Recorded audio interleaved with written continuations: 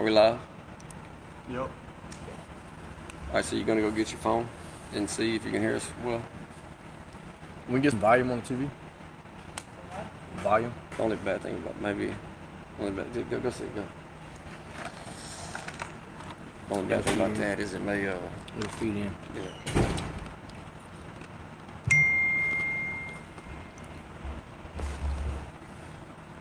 Coach, didn't you and I should switch places? Being you the host. You know what I'm saying? No, I think Probably not a big deal. no, I don't think so. What you think, Blake? I think it's fine. Callie, can you hear us? Callie. Mic I check, don't have no way to maybe call her Blake or text her. I think I might have her number. I got it right. Oh, she'll text me.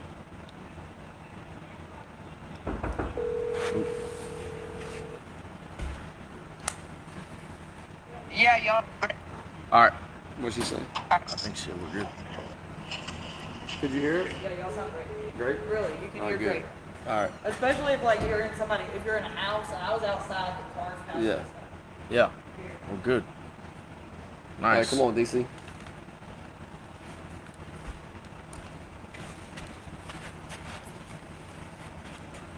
All right, guys, we're here live. We're excited. We're here live at the U on Bayou Bench and beyond. We're going to check out today's College World Series game between the LSU Tigers and the South Carolina Chantillies. Coastal Carolina. Coastal Carolina Yeah. Chantillies. I know the coach, he had a little deal the other day making sure that the pronunciation was correct. I think it's the Chantillies. I don't know if you guys seen that. What is it, Coach? Is that a chicken? I think it's a chicken, Coach. I think it's a chicken. But hey, I look, like chicken, we're excited Coach. to be here, man. We're going to have some great insight with two ex-collegiate and professional baseball players. I know I have a lot of questions for them. Just real quick, guys, let's have a little rundown. I know Coach Trahan has some info on the Chantillies. I know he's got some information on LSU. Also, the Chantillies being a Coach, I'd like to ask this real quick. You know, they are a mid-major, right? Sun Belt Conference. Yep. And Yep. That's the conference you played in? Yep. Now, they got in after me, Coach. So I left in 2015, and I think they were in there in 16. So they've been in the Sun Belt since then, and they've had a lot of success as a mid-major. So it's and I see this in basketball, being a basketball coach. I noticed, you have a team like Coastal Carolina playing for a national title. It's kind of starting to be a thing, even though it's a quote-unquote mid-major. I know you guys went far. They've got what, 56 wins? Yeah, and I think that's the question everybody's trying to answer right now. Is like, I think everyone thought the NIL was going to make things go the other way. Right. Because you had all these major universities that were going to be able to buy players. But we're starting to see a little, this is kind of surprising. You're starting to see more mid-majors, even in basketball. McNeese basketball. Correct, yeah. So it's pretty cool. I mean, I like it. So far, it's looking like it's good for the game of college baseball. Right. So what you got on Coastal, Coach? So a little bit about Coastal. Man, obviously they've been successful for the past 15 years. I think, when did they win last? Was that I think 2 years ago. the past 10 years, two, for sure. 3, was it 2013? 13. Or yeah, something like Oh that. yeah, as far as They won it. Yeah, they yeah. they won it. So, and they're back here again. That is abnormal for every university, especially a mid-major. So they're having tons of success. Now, I do know this.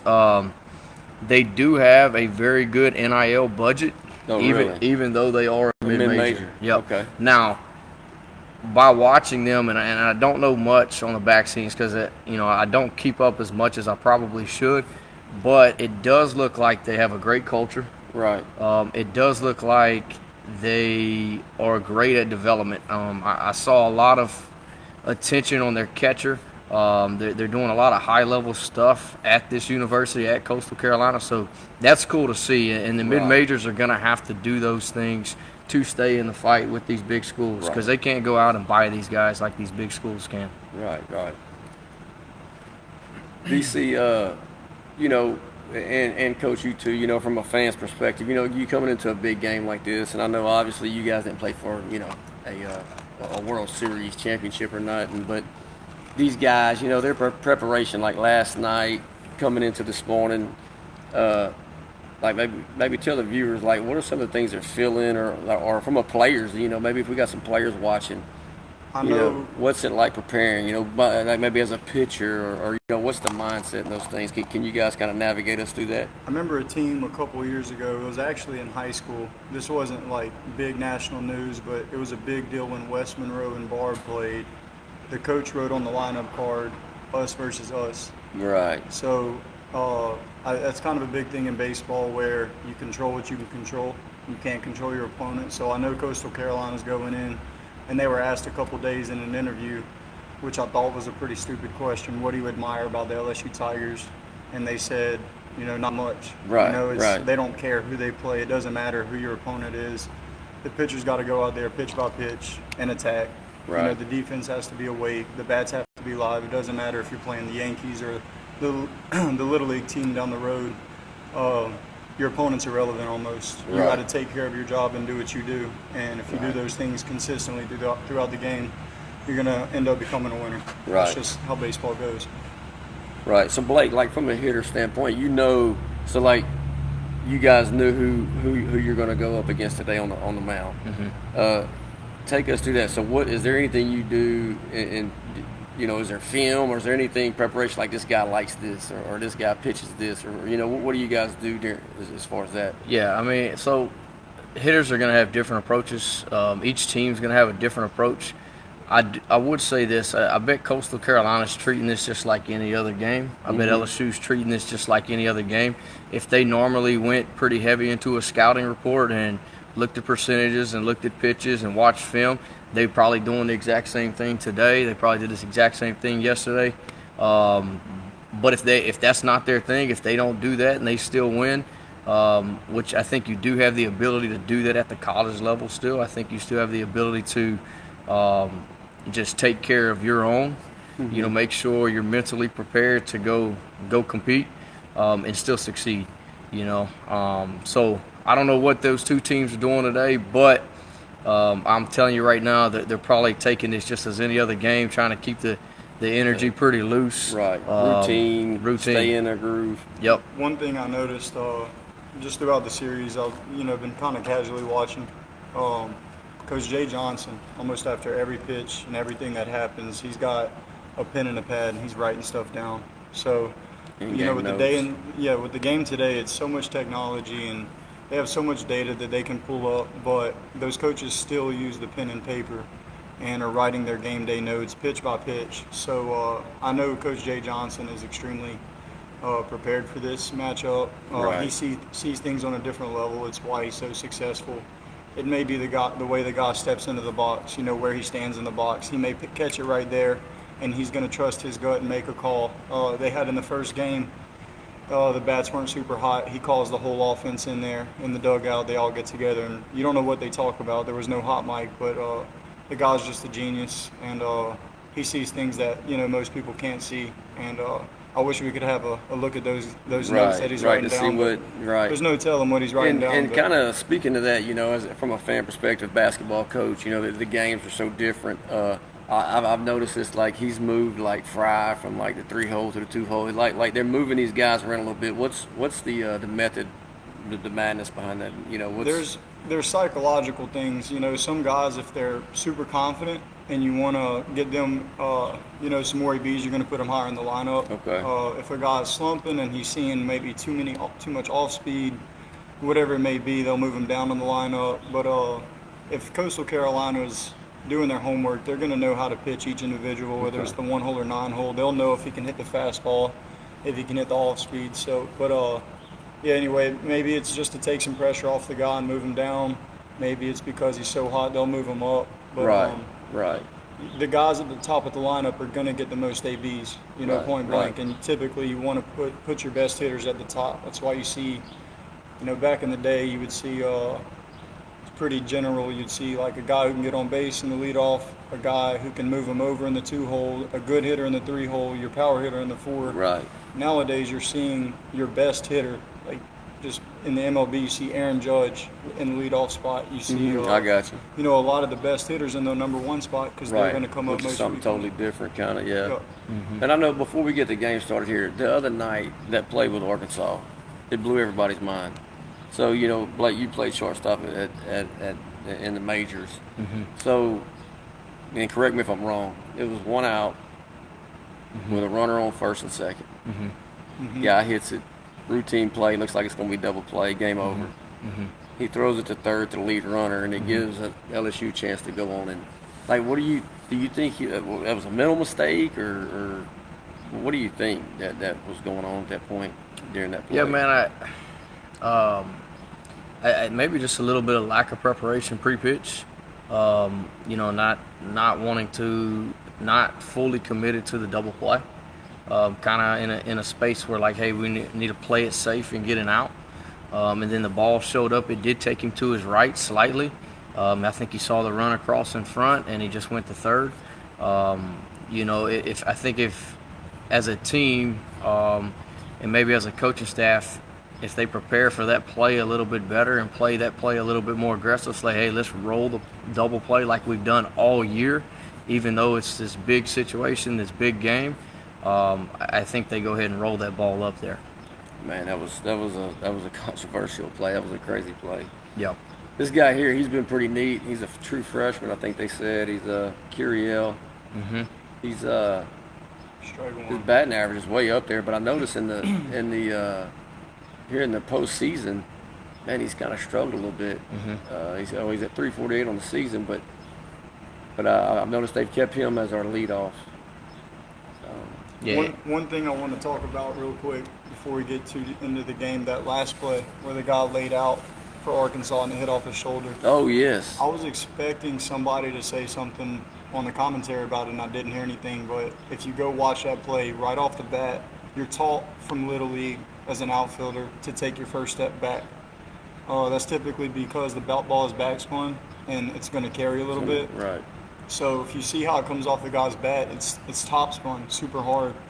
So the guy takes his first step back. He does do what he's supposed to do. He does. And if the ball is backspun, he makes that play easy. But because of the top spin, it came off so funky. This is kind of a wicked. Right. It kind of snuck up on him and zoomed down on him. And it was meant to be.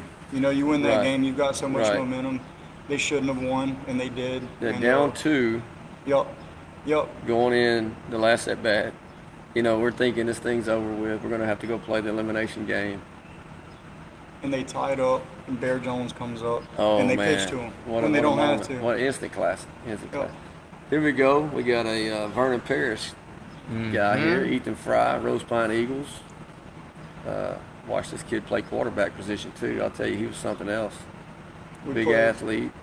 When I was at Kinder, we actually played Ethan Fry. Okay, so you played against Ethan. I coached against him. You coached when I was against my him. first year coaching high school. Against him. Ethan was a senior at Rose Pine, and seeing him in the catcher's gear behind the plate, he looked out of place. Oh, man. Yeah, He's a big dude, like a man. big leaguer. Yep. He looked 95 from behind the plate. It was unreal. You knew he was going to be special. Munster Milam. It's he's been something else. I know they're talking about him going high in the draft this year. I seen the other day. He's the guy that actually hit the ball, I believe, correct me if I'm wrong, into what should have been the double play. Yes. Am I wrong? Yes. And he is a speedy guy, but on that play, he wasn't even getting it out of the box. No, he the wasn't. balls- It's the like balls it's hit almost like fairly he gave hard. up to it. Yep. You know? Yeah. He's unreal, though. He hit that one off the top of the wall last night. In any other ballpark, that's a home run. Gives LSU another run. Like Blake said earlier, I watched a thing on this catcher. Man, it was impressive, some of the workouts they were showing that he was doing. Yeah, he's one of the best in the country at Yeah, receiving. he's skilled, man. He's very skilled. It's an art. Yep. Blake, what do you think you've been at the highest level, the robot umps? That's what I'm bringing up because this guy's, what everybody talks about is how well he receives the ball and makes it he's look like a receiving. strike. Oh, yeah, framing it or But whatnot. That goes away. You know, whenever we have the robo umps, you can let the ball go to the backstop, and they're going to be able to see on the strike zone if it was a ball Oh, or wow, strike. So really? it's, Okay. Yeah. it's taking away an art, you know, of the game in a sense. Yeah. Question is if the game's actually going to go that direction or not. You know, guys like him, won't be as valuable at some point, if receiving is their thing. Because for the game forever, it was always, if you were a catcher, you either could throw guys out, you could block, you could receive, and then obviously there's the hitting tool as well too. And there's a lot of guys that a long time ago they stayed in the game because of how well they could receive the ball and play defensively. But if that gets taken away from them, man, catching position is going to change a little bit. It's taking a tool away. I personally don't. Yeah, I personally wouldn't like to see that. But we'll I see. like the challenge. I think if the team, kind of like every other sport, NBA, I don't know how many they have, NFL, MLB definitely needs some type of challenge system, because there's some calls like, who was it the other night? He threw his ninth pitch for an immaculate inning, right down the middle, and they called it a ball. It was right down the middle. Yep. There's some instances where I'm all good with the challenge. I'm all good with the challenge. But every pitch, it takes the human out of it. Right. Yep. Yeah, because like you said, I don't know baseball, but like you guys said, I was listening, and this guy's so good at his position. They said that actually he accounted for so many strikeouts for the pitchers. Yeah. In other words, so the guy had actually threw a ball. Oh my goodness! What happened right here? That was a huge AB, not only for the base shot, but if you notice, when he stepped into the box, the pitcher was at 6 pitches. And he was at 13. So from a fan standpoint, like me right here, that don't know the game, what's supposed to happen? You guys are coaches. What's supposed to happen right here? Man, dude, that ball is hit perfectly in the triangle. I think the shortstop's got to make that play. But the shortstop's got to be confident. He's got to make the call. He's got to be confident that the left fielder stays off of him too. But that ball is it's hitting that perfect spot, man. It happens. So it's kind of one of those deals where the ball bounced our way. We got a break right there. Correct. That's a double if he's I'd like to see him hustling out the box a little bit more right there, and he's on second base with 2 outs here. A base hit is scoring. Now Jake Brown's got to hit something in that. Jake in the 4 spot. In the alleyway. Speaking of Jake Brown, DC, don't you know Jake Brown? I coached Jake his senior year at Sulphur High, and a story I love to tell. It was my first day over there at Sulphur. They had we're in the weight room, and I'm just getting to meet everybody. So I've heard a lot about Jake. He's a Team USA gold medalist, LSU commit already at this point.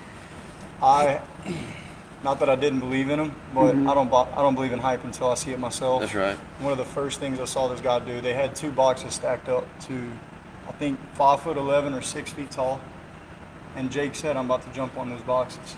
And I'm not saying, I'm sitting back just kind of watching like, there's no way. There's a video on Twitter of it. He runs up and plants both feet on top of that box. He stands up, no problem. And it was one of the most impressive things I've ever seen from an athlete. And I knew right there, athlete. This guy's for real. It's funny you say that, because you look at him and you think, this guy, Cajun boy. He don't look, he looks tough and as a nail, don't get me wrong, but, you don't see some, superior athlete like that. He's impressive, man. He is. He walks on his toes. He bounces around. Yeah, I was a little bit worried about his career at the beginning of the season, just in the sense because I knew he's a left-handed arm, and he's got 97 in his back pocket as a pitcher. Oh, really? Yeah. He committed as a pitcher. Oh, wow, okay. And so I was like, man, why would you throw that tool away, and have to go compete at LSU, where you're going to go compete against all this talent? And in this lineup, I think this lineup varies a little bit on each and every day, but if you go into a slump, you're coming out. You know what I'm saying? And that's just kind of how hitting works. And so I was a little bit worried about him, but it's looking like he's made the right decision. Like DC said, he's a freak athlete. He runs on his toes. He's just impressive with what he does. I think he's great defensively.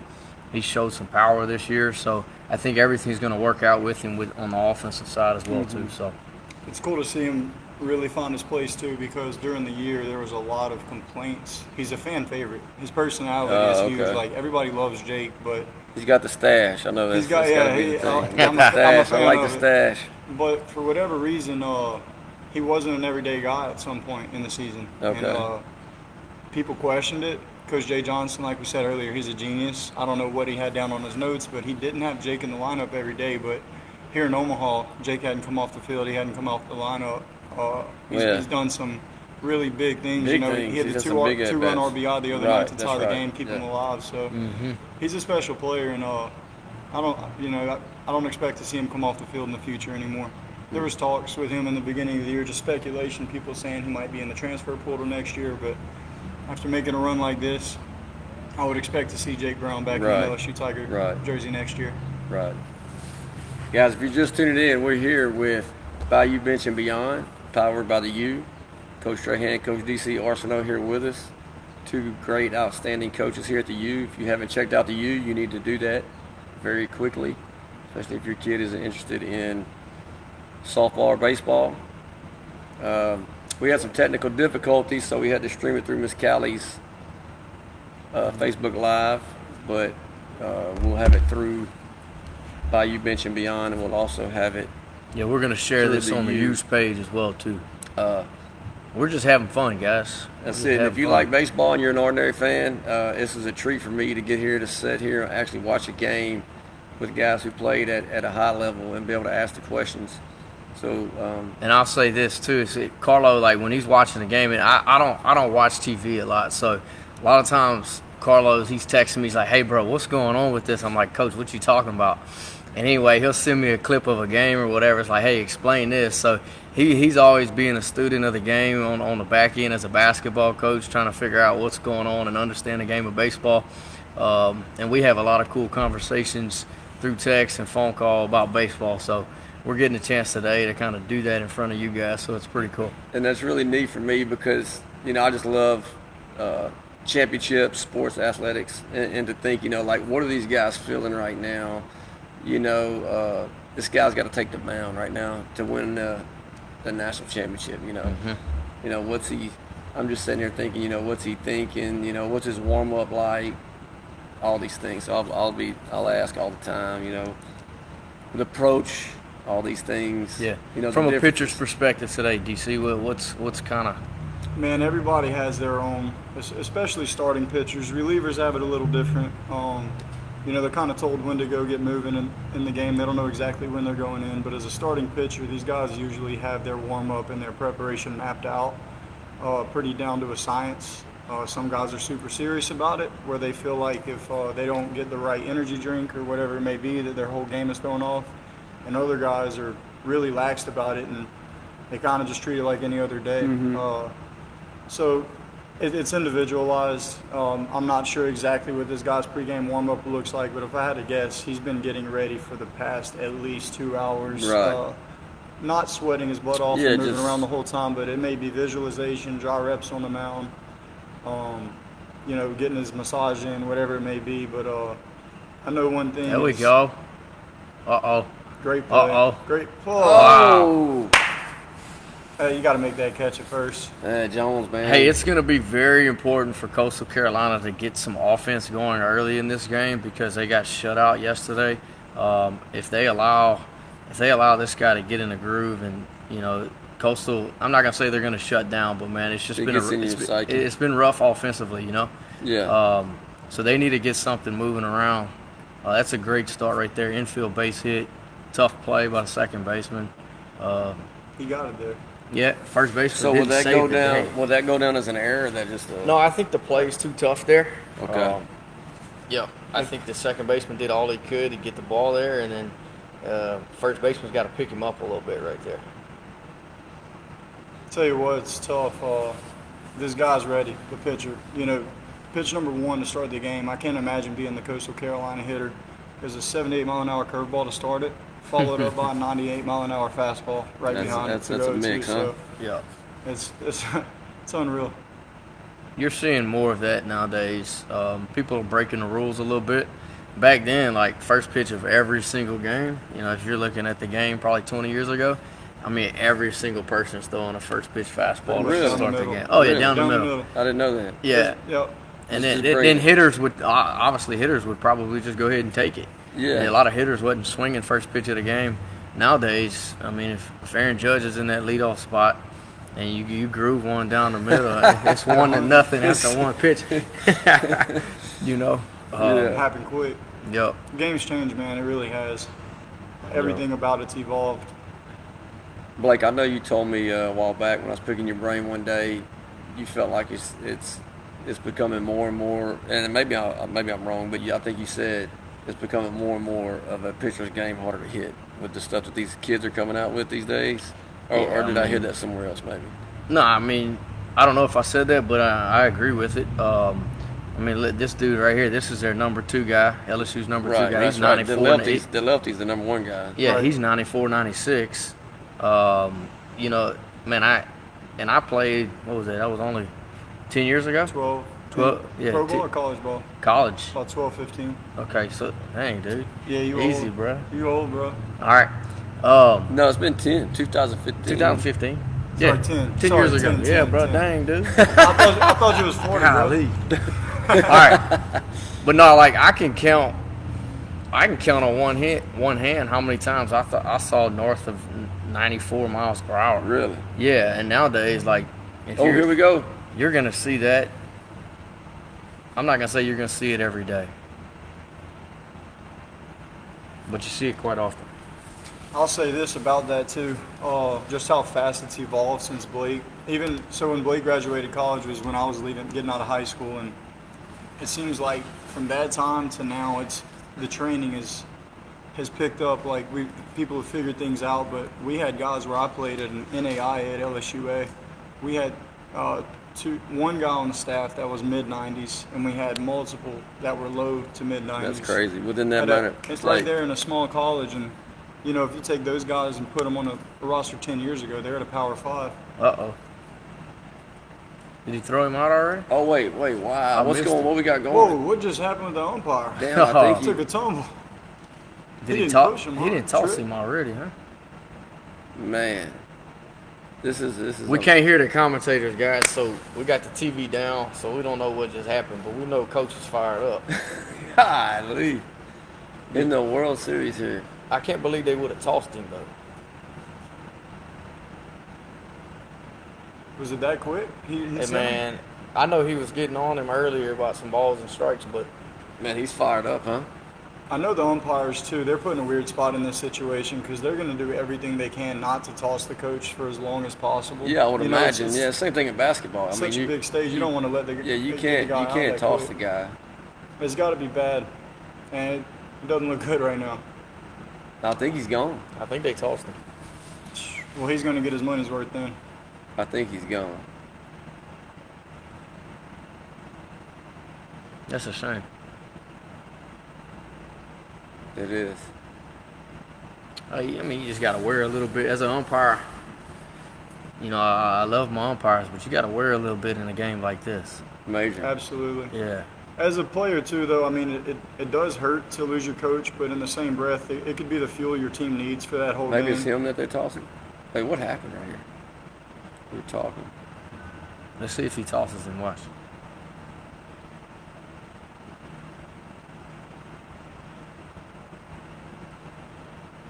Is this a replay? This is back live. Looks like it's live. Oh, there we go. Here we go. Boom. What'd you say to me? Warning. Warning.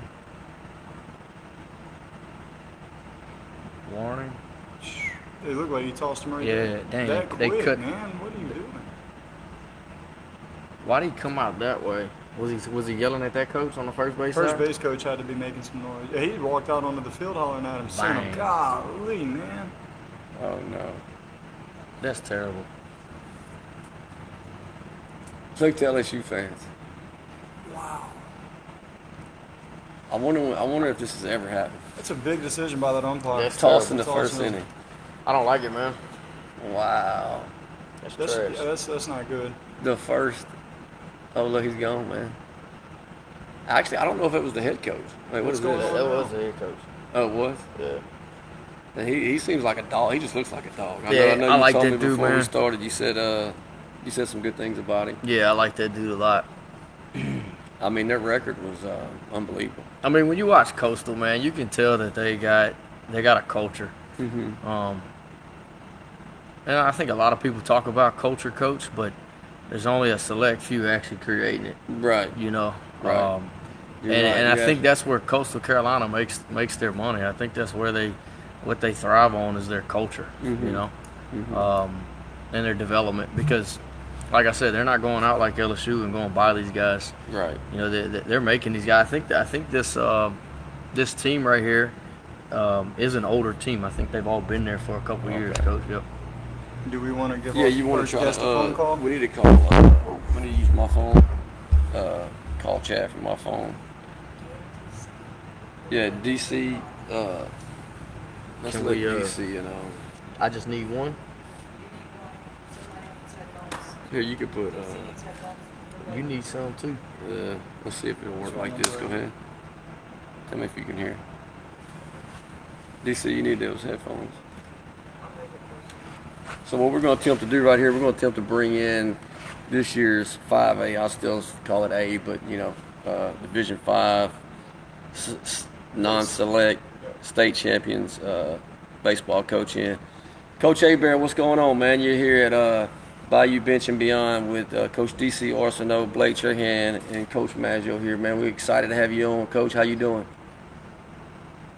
Good. DC, can you hear Coach? I can't hear him. You can't hear Coach because we kind of, we're getting it started. We kind of having technical difficulties. Blake, can you hear Coach? I can hear Coach Chad Hebert. Coach, are you watching the game? Did you see the coach just get tossed?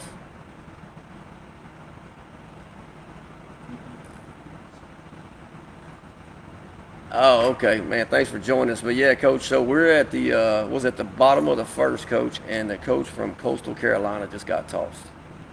It was quick, Coach. So he was arguing some balls and strikes. Yeah, and the coach, I don't know if he was saying some things or what. It seemed like a quick deal to me, but we're in the World Series and they just tossed the head coach. It was crazy. But in the first, yeah. Coach Trahan. Yeah. Coach, man, have you watched any of Coastal Carolina? Can you hear me now, Coach? Coach. Okay. Right. Hey, have you watched any of Coastal Carolina, Coach? Not dog. Okay. Hey, he's asking, have you seen much of Coastal Carolina play this year, Coach?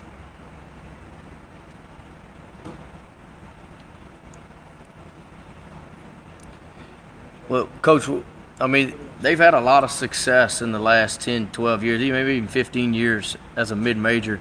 What do you see with these guys? What are they doing different than a lot of these other mid-majors? Okay, here. Try to. Hey, can you hear me now, Coach? Put them on speakerphone, put them on mic. Yeah, Coach. So Coastal's had a lot of success as a mid-major in the last 10, 15 years. Probably more than most. What do you attribute that to when you watch these guys, man? What do you see?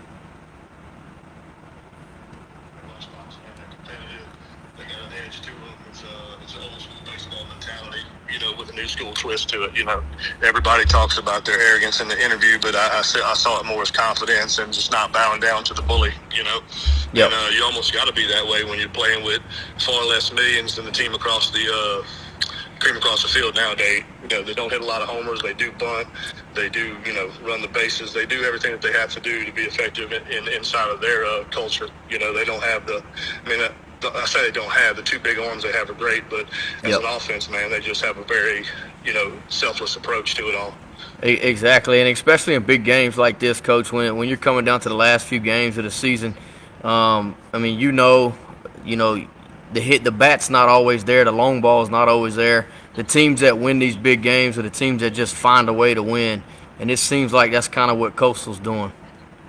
Yeah, that's been their MO for a long time, man. And I feel like they won 25 or whatever it was in a row before last night. And I felt like that was there. I felt like they had a chance last night. The guy kind of got a little late break at second on the bunt in the game and got pegged at third. But if he gets the right read and he's there early, that's a different ball game, man. Mm-hmm. But that's the way they play, and it's paid off. And as a mid-major, you're not going to have 7 Kate Andersons and Ivans, Anthony Evenson or however you say it.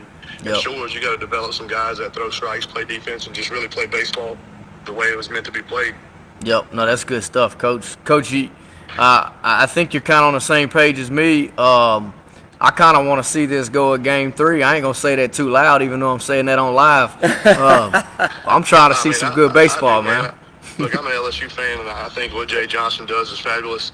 But I'm also not anti, but I feel like the NIL world is a little bit backwards. And I'd like to see a team that doesn't have all the millions to pull it out just to show that it still can be done. Because, just like they had the big study in basketball, it was the first time it was all Power Fives or Power Fours or whatever you call it in the Sweet 16 took Cinderella out of basketball, and I don't want to see that happen. Yeah, in that's baseball, true. because baseball is a one game where anybody can beat anybody.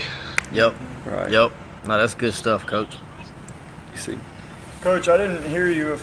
Are you watching the game right now? No, he's a Hoover. No, I'm coaching, but I've been keeping up with it through like box scores on my phone and whatnot. What do you think about the Coastal Carolina guy getting tossed in the first inning? You can't do it in the first inning. You got to put your ego aside, and the umpire definitely didn't. I didn't even watch it, but if you get tossed in the first inning, seems like it was a little quick trigger to me. Yeah, definitely. And I think that's a thing of two egos clashing together. The coach came out a little too hot, and the umpire was a little too trigger happy to get him out of there. But what do you do as a head coach that early in the game, if you feel like your team's getting the short end of the stick that quick? Do you make your voice heard right there and set the tone for the rest of the game, or do you let it go on until you can't take it anymore?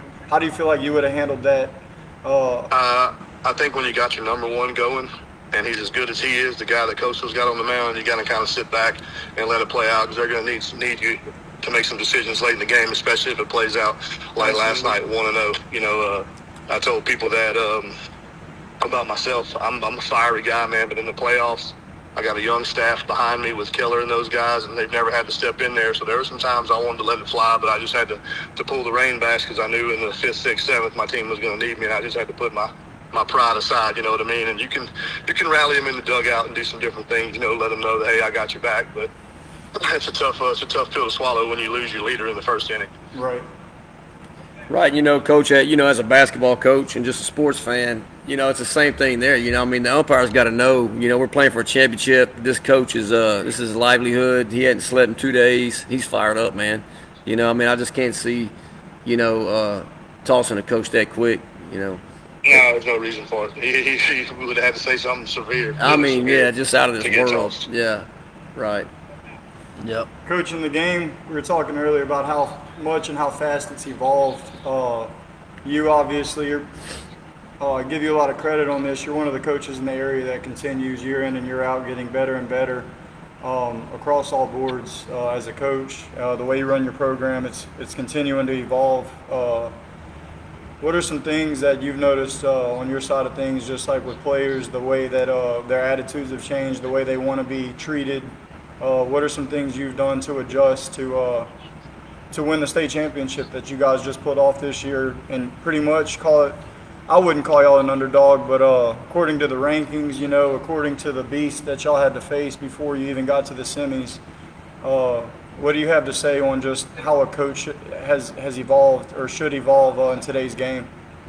Well, I think they all have hitting coaches. They all have pitching coaches. Several of my guys go to you. And as a coach, you got to evolve with that. You got to understand what makes them comfortable, because we're in a world where comfort comes first. And the more comfortable you can make these players and go, the better off as a team you can be. And I just think that a lot of people are really missing the mental development of these guys, giving them a way to think through the game, have positive self-talk, and not beat themselves up and be so tied to results, because everybody's so tied to results now, because every time you have a good result, it ends up on social media posted by 2D or perfect game, and people fall in love with the post, and that doesn't necessarily breed confidence, and so those are the types of things that you have to work through with kids always hunting some sort of adulation and admiration. You got to bring them back down and let them know what it's really about. And as we started to do that in our program and really get away from those types of things and focus on ourselves and the way we think through the game, we really started to play, better. I mean, like I tell people, I knew that my team had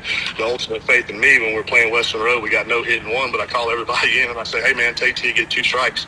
They didn't bat an eye. They just went and did it. And, and it ended up in the right way. And when you can have that trust and that relationship with our guys and that communication, like anytime Owen Gallick goes to you, I just tell him, you got to let me know what day so we can schedule around that. I mean, at the end of the day, it's about Owen. It's not about me, and it's not about DC, but it's about his development and what gets him to where he is. Too many coaches let their ego get involved and they want to take credit for the player or take credit for this or that, whatever makes the player comfortable, work within those confines, and then you'll find out that he's going to end up playing harder for you at the end of the day than he is not going to play for you. You know what I mean?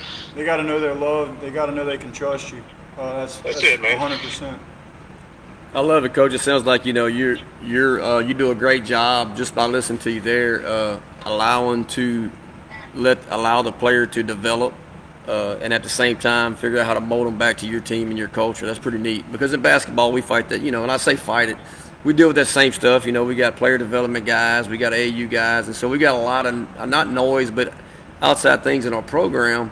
But those kids, that's what they want to do. It's how they develop.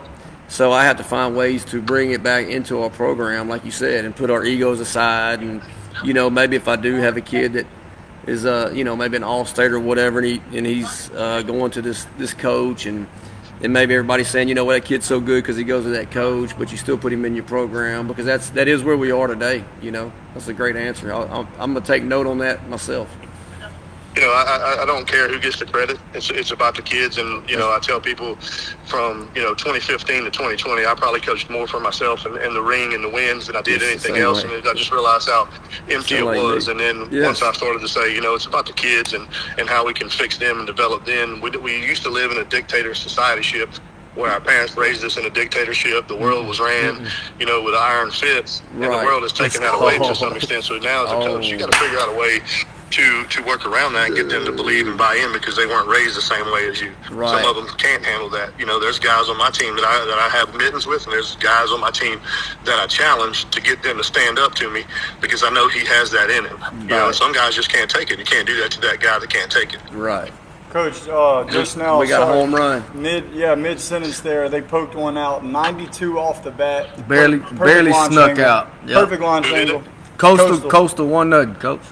Oh, wow. Well, there you go, man. Like, when it's going to happen, it's going to happen. You just got to be there and ready for the moment. And I think that they are. I think Coastal really is, man. I think that they're bought into who they are and what they're doing. And, people can say what they want about the interview, but, man, those guys believe in each other, and they were on the same page when that question came out. Not one guy budged, and that's how you know that team's unified and playing for the right reasons, Wow. Coach, you made the comment earlier. They're not scared to bunt. They like to bunt a lot, but they also there's some free swingers, And I think one thing that's to be said about both of these programs is they don't try to be anybody else. They know who they are and they are certain about it. That's a word that I like to use a lot, especially as a pitching coach. Is you have to be certain with your approach and your plan and what you're trying to do. And I think that's with Coastal Carolina, just kind of how it defines them. They know exactly who they are. They know how they're going to win.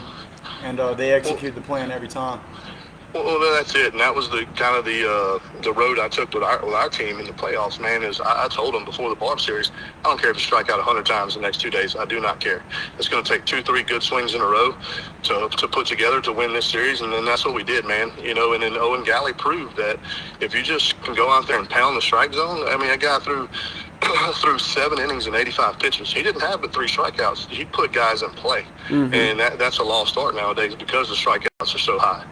But guys that just have faith in each other and go out there and execute and believe in who they are. Owen knows he's not going to be a 10 strikeout guy like Littleton, but at the end of the day, Owen was around in the end and got the win, and Littleton struck out 11 and got all the sexy stats. But we walked out of there with a win because we put 2 good swings on. That's right. I tell our kids all the time, Adam Dunn said it best, if I can take 44 good swings a year, I can make $15 million. Yeah. Shoot.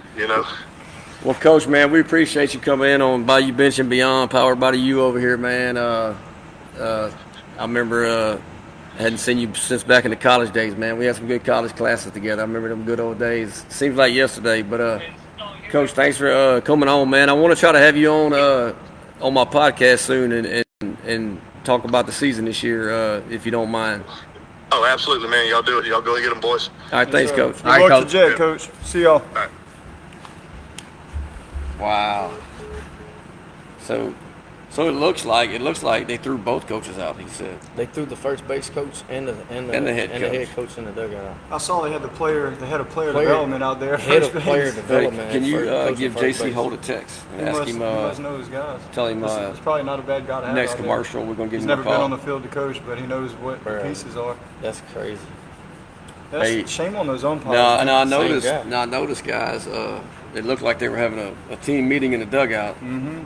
What do you think was being said there? Man, it's just like pretty much saying they just got punched in the mouth. Yeah. And it's time to punch back. It's time to stand up, Because like Coach Chad said, once your head coach goes, then your first assistant looked like he got tossed too.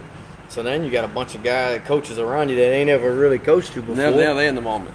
Yeah. So it was just a refocus and saying, hey, this is the way we wanted it. This is couldn't have drawn it up any better. Kind of us against the wall. Yeah. It is. It's I saw a map the other day. It came out right before the series showing the United States and who was cheering for who. I seen that. I did. It was LSU, Louisiana, I think New like Mexico. New Mexico or somebody, and the rest was Coastal Carolina. In Nebraska, and the rest was Coastal Carolina. So Yeah. Coastal Carolina. Yeah. Not to say they feel like they're backs against The wall. underdogs or whatever. Yeah, they have a ton of support, but they do know that they're the David and Goliath story. Yeah, So it's fun to be, to go for the underdog. But like I said, we're here in Louisiana, Bayou Bench and beyond. We got to go for the Tigers. I got to eat lunch with the great Coach Skip Burtman a few months back. Man, what a treat that was, just to hear how he built that program from where it was to now, as everybody in the state knows. Man, it's something special. Guys won 5 national titles. I think this would be our 8th one. This would be LSU's 8th national title. 8 or 9. I think maybe number 8. Mm-hmm. I think Nari won 1 and Jay's won 1. Yep. 5. So, what a program right here down in the Bayou. Daniel Dickinson, just like a tough little dude. Kelly, do we know what the count on the shots is at Morocco so far? It was 30,000 I can't imagine. It was 30,000 last night. Big one. Oh, what do we have? That's going to get down there. There we go. Hold him at first. Good relay right there. That, the one swing of the bat last night, the game ended in a 1-0 final score, but you can't expect to see that, this game, or if there is another game. LSU's just going to have to piece some things together, and that's huge right there to get a leadoff guy on with no outs. They've got to find a way to move him over if that means LSU has to go to the small ball and play Coastal Carolina's way and move him over with a bunt, whatever it may be, but they've got to find a way to get this guy in. The pitcher's cruising right now, 31 pitches in the 3rd inning, no outs. They have to see some pitches here, try to get this guy a little more extended, and they have to find a way to score here. There it is. There's the bunt. Here goes the bunt. It's a great bunt, and he's going to be Good out of play. first. That was a Good hell of a play. sack bunt right there. All right. Runner in scoring position now with 1 out, so things are looking really well for LSU right now. Trying to get this run back. That was a good play by the pitcher here. So LSU's at 40,000 Jello shots. My goodness. So they make them a little Jello-y today, but this right here was Heck of a play, man. Yeah, honestly. that was a. He got off the mound. That's what it takes. They say pitchers aren't athletes, but I'll tell you what. I think both teams are pretty happy with the results of that play right there. Yeah, you gotta get that yeah, out. because you could have. Yeah. When teams bunt on you, you pretty much just take it and you get the out. That's kind of your goals are small there as a defensive team. It's just get the out. Yeah. So Coastal's thinking, all right, he's at second, but at least we have an out with us as well. Yep. We don't have a guy on first and second. Yep. Now you try to get this guy to roll over and. Curiel's got to be due. I mean, this guy, all I heard, interview after interview, they said this guy was a pro at 14. That was a great take there. He's had a rough. Little stretch here. He had. He's a freshman though, right? He's a freshman. Yeah, he's a freshman. Yeah. But they're saying he's going to be drafted, and I could be wrong. But I want to say I've seen it several times where he's supposed to be drafted. That's exactly what First Coach round. Trahan- That's what Coastal needed right there.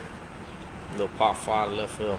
Base shot here ties the game. They're at the top of the lineup, so that's huge. And LSU, like I said, they want to extend this guy, the pitcher, but the top of the lineup's back around. They've already seen him.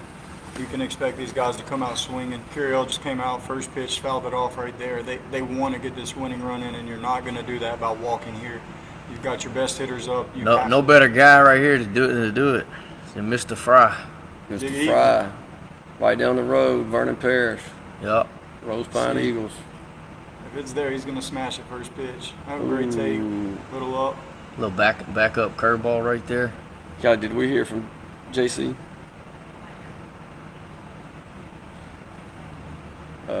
you want to try to get a hold of you want to text Coach Jet? You want to text Justin?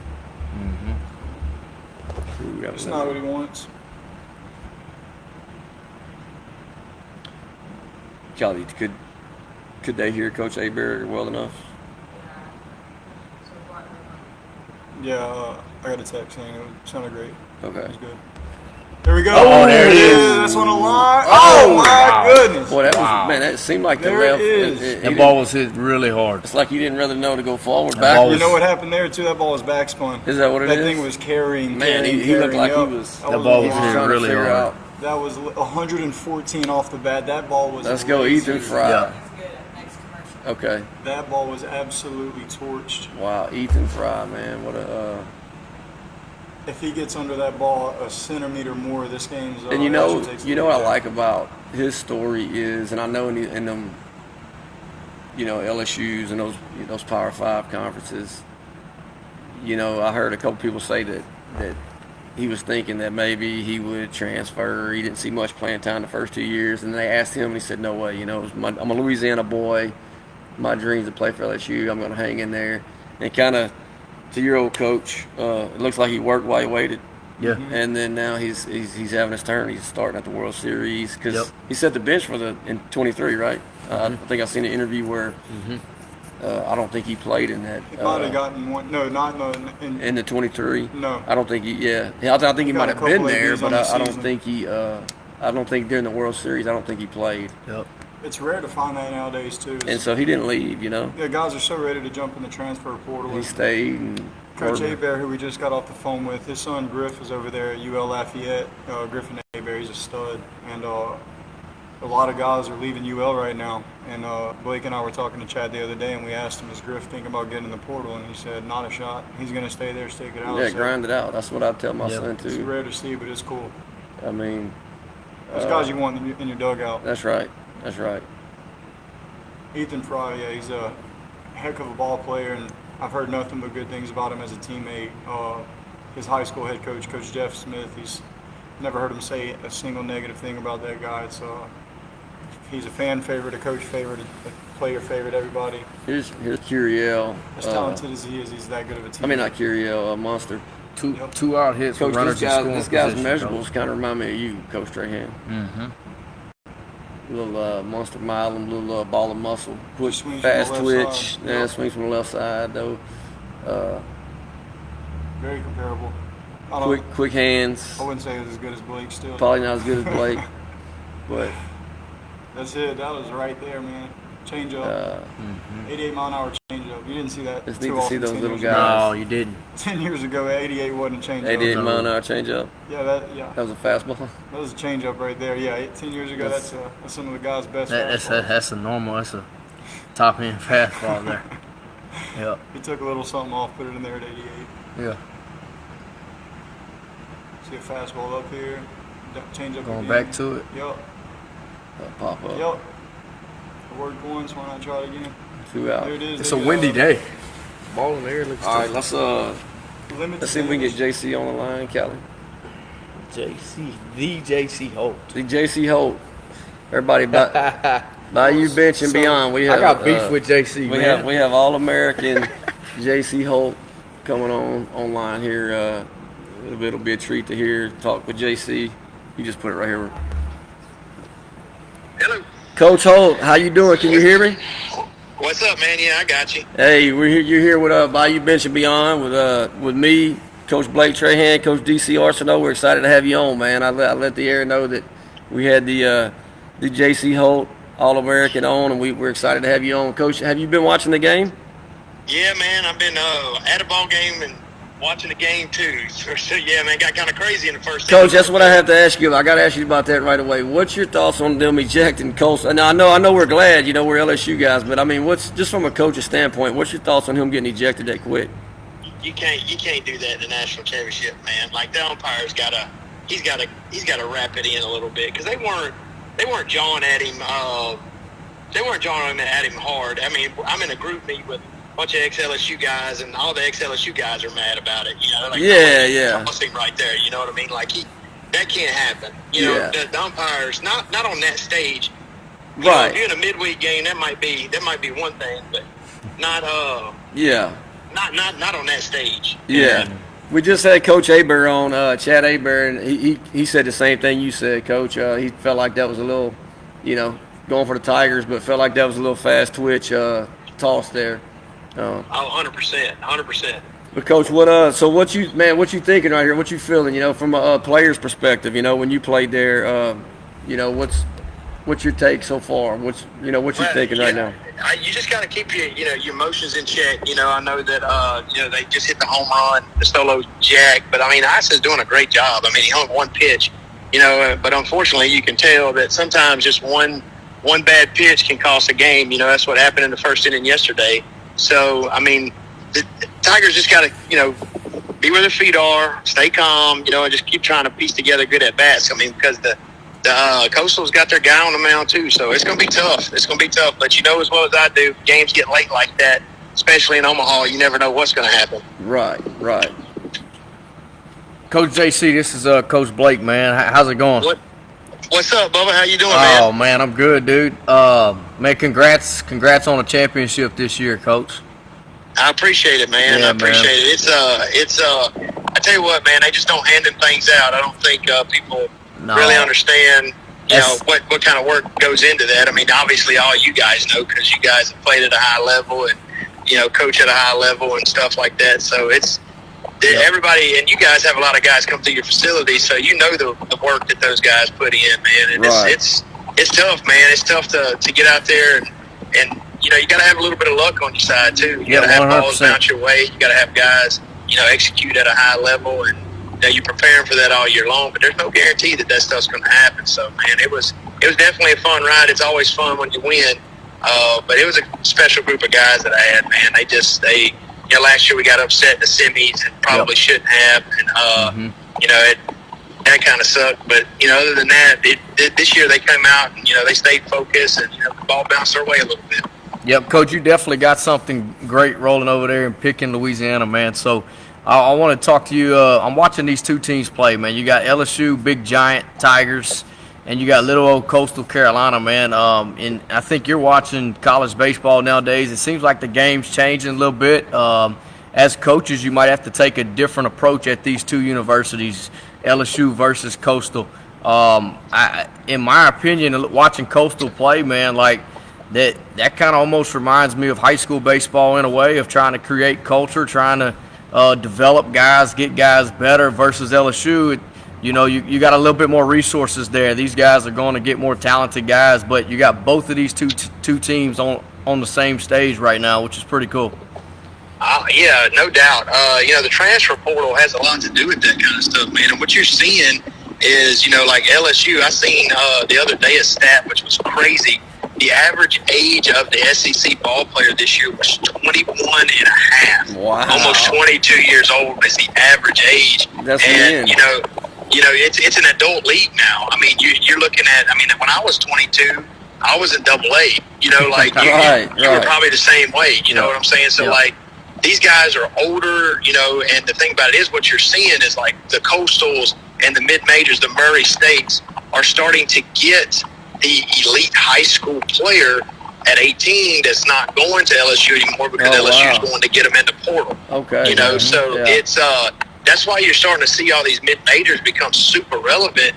And, whenever they shortened the draft and they got rid of a lot of minor league systems, steps to go up there, and there's not as many guys in the minors anymore. Now the minors are using these colleges to be their grooming station. They're going to get more college guys. When I was drafted 20 years ago, it was, predominantly high school guys getting drafted in the draft, and the elite high school player went to LSU, or the guy that flew under the radar went to LSU. Well, now LSU doesn't have to go get some elite arms, but they just go in the portal and get guys that are, older, and stronger. I mean, there's a lot of difference between a 22-year-old and an 18-year-old. When I got to LSU at 18, I was a totally different player from 18 to 22 years old. I was at AA at 22. And if I could have went back and hit college, oh my God, so it's definitely a different world now. But I think that I don't necessarily like it, but at the same time, I think it's made mid-majors so much better because, Coastal's running guys out there throwing 97. Oh, yeah, no, they got some arms. That was unheard of at mid-majors, 15, 20 years ago. 100%. Right. Yep. Coach DC. Coach, I got a question. It's Coach DC here, Coach. What's up, man? Nice to hear you.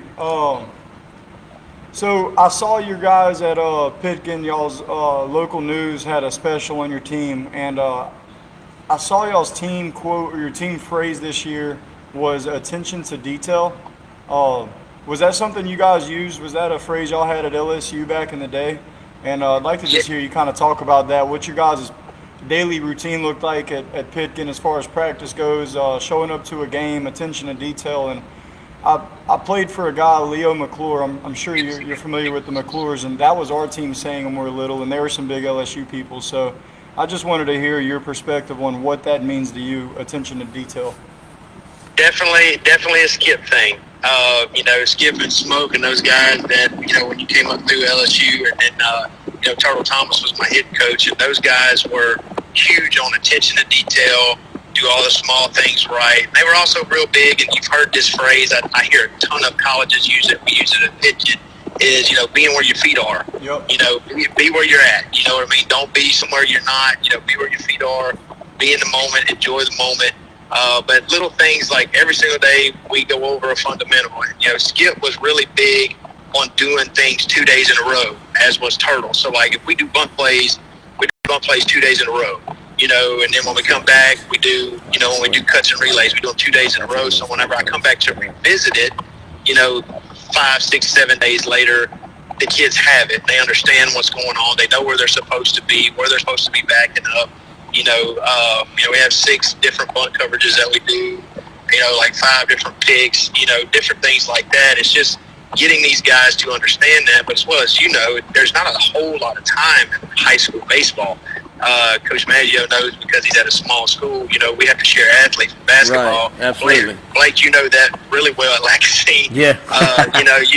You got introduced to that. So, I didn't play a single game until everybody else had played 9, 10 games, and then we had to play 18 games in 23 days just to catch up with everybody, but just staying attention to detail, doing everything that we possibly can to make sure that we don't mess everything up. And like I said, does it guarantee victory? No, it doesn't. You guys know that. Baseball's a beautiful game, but it's a cruel game, and you can get beat on any given day by anybody.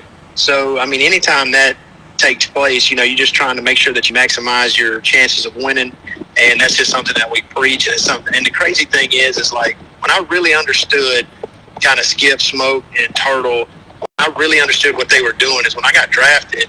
My first day in big league camp, Bobby Cox is running the exact same stuff we ran at LSU, and I was like, wow, they really knew what they were talking about because we're doing the exact same thing that Bobby Cox is doing. So literally almost down to the signals, there was very little variation from it. I was like, this is crazy, how similar it was. And that's where it really kind of set in with me. And then when I got into coaching, I was like, I obviously got the opportunity to learn from 2 of the best to do it, so I might as well use their systems. So I just blended the 2 systems and try to make it work as best I can at a small school, which is hard to do. It's very hard to do.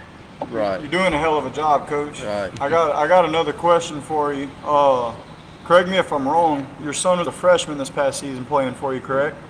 Yes, sir. And, sure was. And he was awarded the state championship MVP.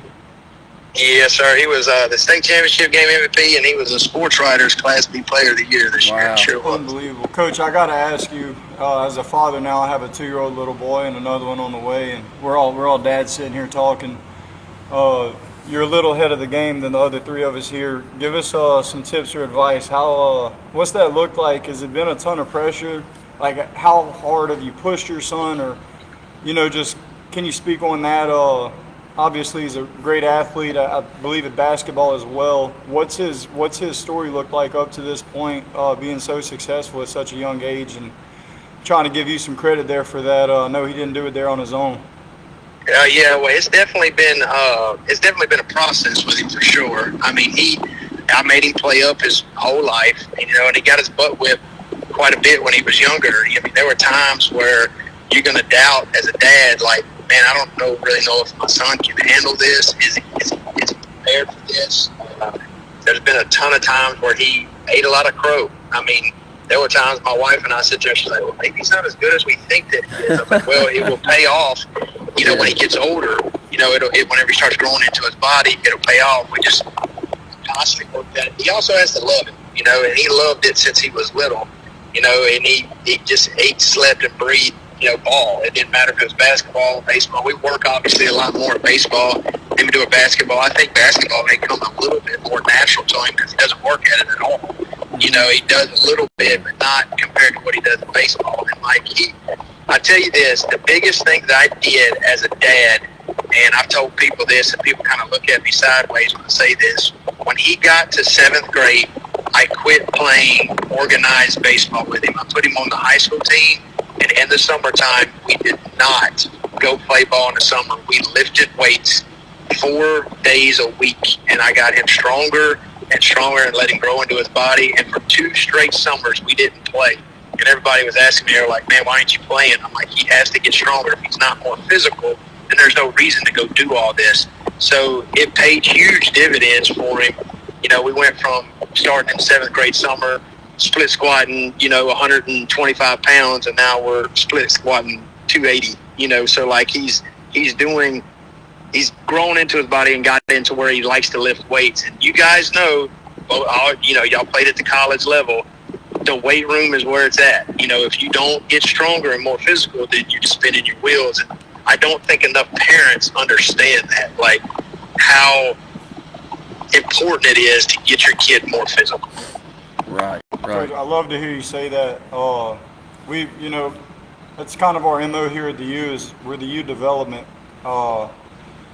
It's something I'm very passionate about.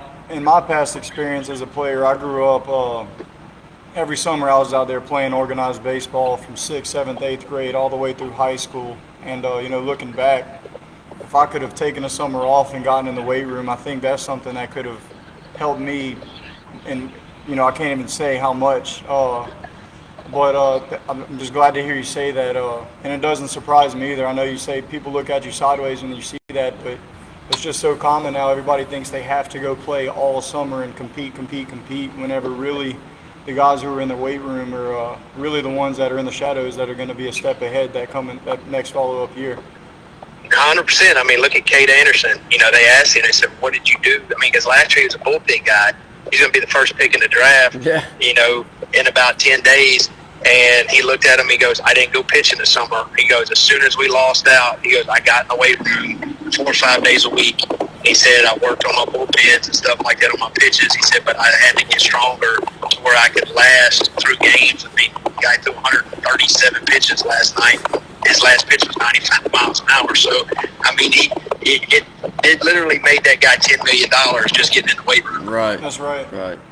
That was crazy to see. I think, correct me if I'm wrong, his fastest pitch of the night was after pitch 115. Yeah, it was. It's like he got stronger as he went. That doesn't happen if you're not in the weight room and training. No, it doesn't. No, it doesn't. And I know you guys at the U do a really great job. I mean, I've told several people that, if I was looking for somewhere to go train, I would train with you guys, because I know you guys do it right. You've seen it at the next level. You've been there. You guys have obviously trained a lot of athletes. I mean, I know a lot of the athletes that went in there and trained. A lot of them probably were in the semifinals, won state championships. There was probably several of them that were in there that were able to do that. So, I mean, you guys have done a great job over there for sure.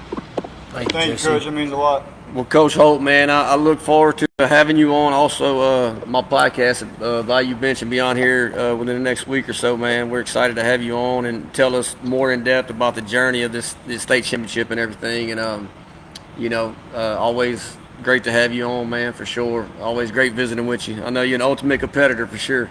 You're always my boy, man. though. You're my boy always. Yeah, man. All right, Bo, and take care, guys. Hey, hopefully we can pull this thing out, man, but I kind of got a feeling. I hope they rally, but I told my wife, I said, we're going to win game 1, lose game 2, win game 3. So man, I'll tell you what, it is a nail biter right here, Coach. We can pull it out today. We're in the game. All right, thanks, Coach. All right, Coach. All right, man. Good to hear Take from care, you, Coach. Later, babe. Pretty cool, ladies and gentlemen.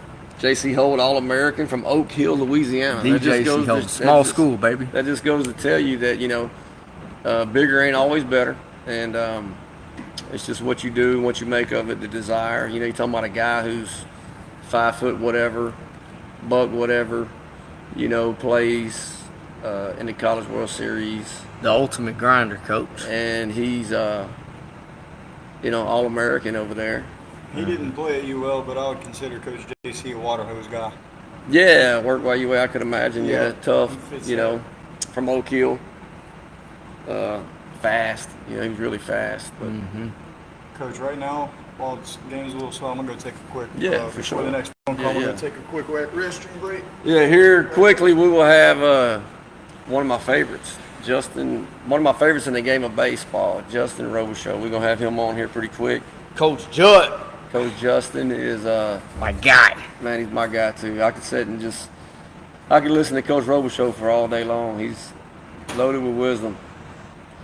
Definitely inside the game and outside the lines. He's a guy that definitely knows and can talk inside the game and outside the lines. Coach Justin Robichaux. I can't imagine. You got to play alongside of him. What was that like, Coach? I didn't. So I played with the younger brother. Oh, okay. Yeah. But you got to spend a lot of time with him. Man, me and Justin are really good friends, man. We at one point we talked on the phone almost daily, man. So no, he's a guy that I highly respect. Like you said, super knowledgeable about baseball, about life, and even softball now, man. There ain't many guys in the game, Coach, that can teach pitching on the baseball side and also the softball side. And this guy's done it at a very high level on both stages, which is pretty Wow. cool.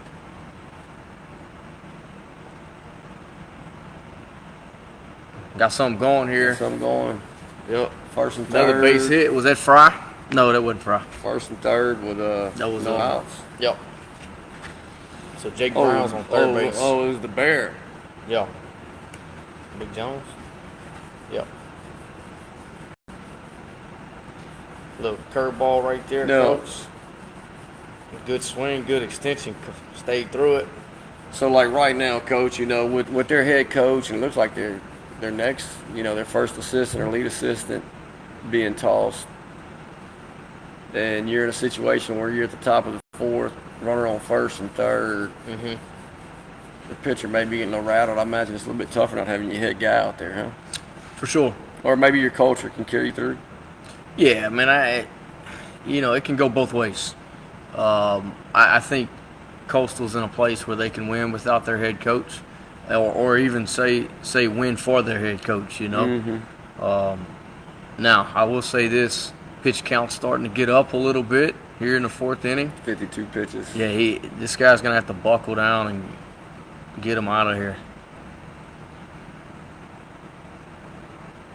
But he's a Buffalo, Coach. Coach, what was Coach Robichaux your coach? Was he more of a pitcher's guy, or was he more of a fielder's guy? What was like his specialty inside the game? Yeah, so Coach Robe handled the pitchers. Okay. And he had a system. Okay. And he had a really good system. And you know, anybody who took the mound for Coach Rowe, he demanded excellence out of his pitching guys, you know. Now, he was very good defensively as well too, making sure that us infielders moved, making sure we were in the right spot. I remember going in there as a freshman. Coach Robichaux would stand behind second base during our inter squads, and you know, if a ball got through the infield, he would question me every single time. Hey, why were you not there? Yeah. You know, when it was just a normal base hit. So he really pushed me to make sure that I was moving with the counts, moving with the pitches, being able to cheat a little bit. And he helped my defensive game more than a lot of people know, just by pushing me to be in the right spot at the right time. Wow. One thing to note here, I was actually watching the live while I was in the restroom. You know, in a 3-game series, it's not a lot of baseball, but it is. And LSU starter last night going for 1 million pitches, complete game. It was 130 plus, 120 plus. Right. Yeah. It was It's up huge there. for LSU. But one thing to note for Coastal Carolina, their bullpen is elite. They don't. Uh-oh. There we go. That's gonna two score runs. 2. That's 2. Throw him out. Nope. They're in the bind. Second base. Did they hold him up? No, I'm about to say. There we go. What is that? First and second, no outs. LSU takes the lead. So, Left that one DC, hanging, I boys. was asking Coach Trahan, with their coach being tossed, and I know this pitcher's he's tough, but here we He's are. getting tired here.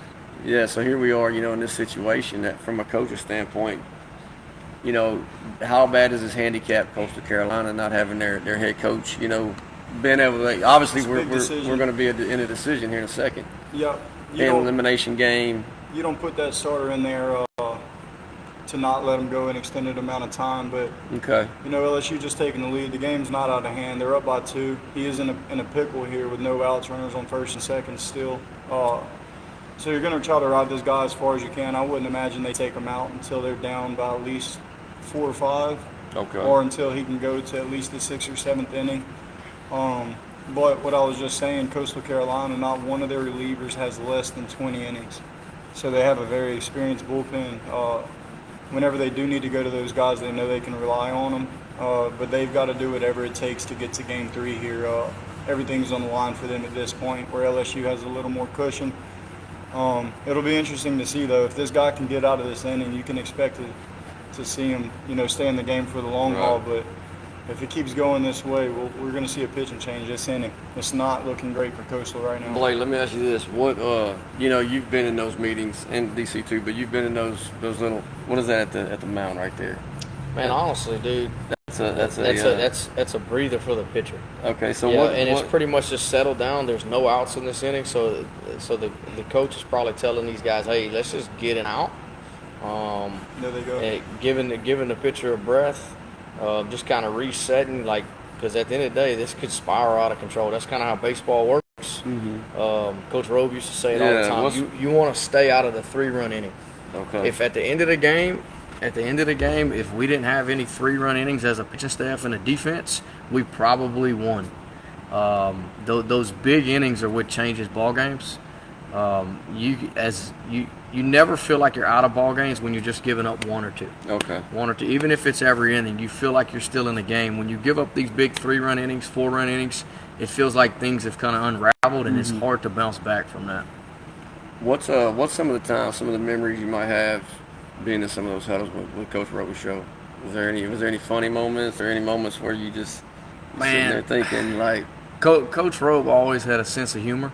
Yeah. He always was very stoic. You never caught him out of himself, just pretty much, everything was always okay. Yeah. You never felt as a player like, hey, we're in a bind. He never panicked. Now, I've seen him get on guys that he felt like wasn't doing the little things right, whether that was throwing first pitch strike, really commanding the zone and going after hitters. He hated when pitching guys couldn't throw the ball in. Uh-huh. He would tell them they were scared. Yeah. And he was okay with hitting guys and going in hard. So those were some little things that he really cared about. But in these type of big situations right here, just get it out. Just get it out. Everything's all right. Mm-hmm. They're not going to be usually in those meetings there. They're not what people would expect. Like Blake said, everything's okay. But you would think that they're talking a lot of strategy. Yeah, that's what I've never been in baseball. One of my most memorable mound visits. I was out in Virginia, and I was playing for Coach Roberto Vaz. He's now with the Chicago Cubs, and started the game hot. I got a quick couple outs, and then I think I went 8 pitches in a row for 2 walks. And Coach Vaz, it was my first game playing for him. He's walking out to the mound. I didn't know what he was going to say or what to expect. And he walked up to me and he said, "Don't embarrass yourself, don't embarrass me, and don't embarrass God." And he walked off the mound. So, Okay.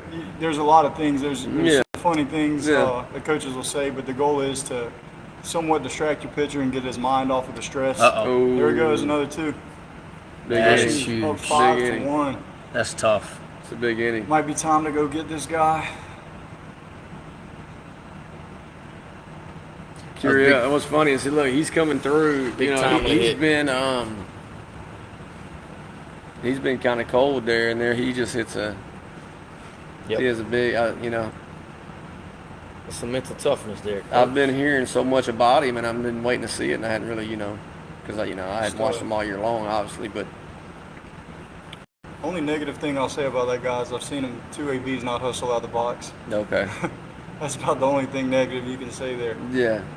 That's huge by him, though. I wish they'd show the other night. They showed his batting percentage inside the World Series, or he was like 1 for 15 maybe or something at the time. He's 5 for 7. That was Curiel, sorry. During the tournament.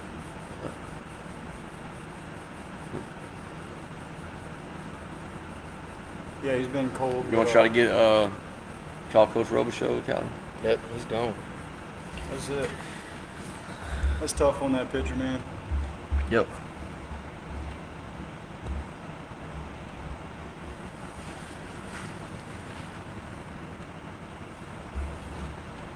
Coastal's going to have to go to their best guys. This game as well. They can't think about tomorrow or the next game. Everything's today. Oh yeah, especially now. They're going to have to empty the clip here this game and throw their best.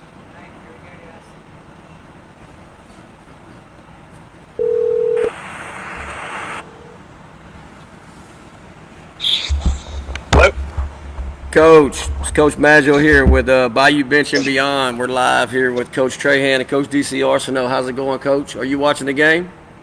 I am watching the game. What's up, man? What's up, guys? Coach. Hey, glad to have you on, man. We're fired up. And I got to ask you just right off the jump, the first inning, what's your thoughts on the coach getting tossed that quick? Absolutely terrible. Man, it's in the most pivotal moment in college baseball, and obviously there was probably words exchanged, and nothing that warrants, in my opinion, for them to lose their head guy. I mean, when you watch him play, you can tell he's their edge guy. I mean, he supplies them with a lot of energy, and right. They're in a tough spot right now to try to figure this thing out without that guy at the forefront. Right. That's 3 for 3. So we've talked to Coach Chad Hebert, Sam Houston High School. We've talked to J.C. Holt, Picken High School, and y'all have all three had the same feedback, and we all thought so as well. We were shocked when he got thrown out, so that was crazy, I felt. But yeah, you just hate to see it in that moment, man. Right. No matter what side of the fence you're on, nobody wants to see that happen there. Coach, this is Blake. Man, so Coastal just had that rough inning, Coach. And just like your dad taught, like our goal as pitchers and as a defense is to stay out of the 3-run inning. Coastal failed to do that here. What's the game plan from here for Coastal, Coach? I mean, what does the pitching staff have to do? What does the defense have to do? And when they get back in the dugout, what's the offense got to do? Yeah, time relievers entering the game, guy coming back in. Your job's to change the momentum of the game. That 2-out hit was a backbreaker, but I mean, this lefty right here, his goal is to minimize the damage, get him off the field, get him regrouped, get back on a game plan. And try to put some pieces together.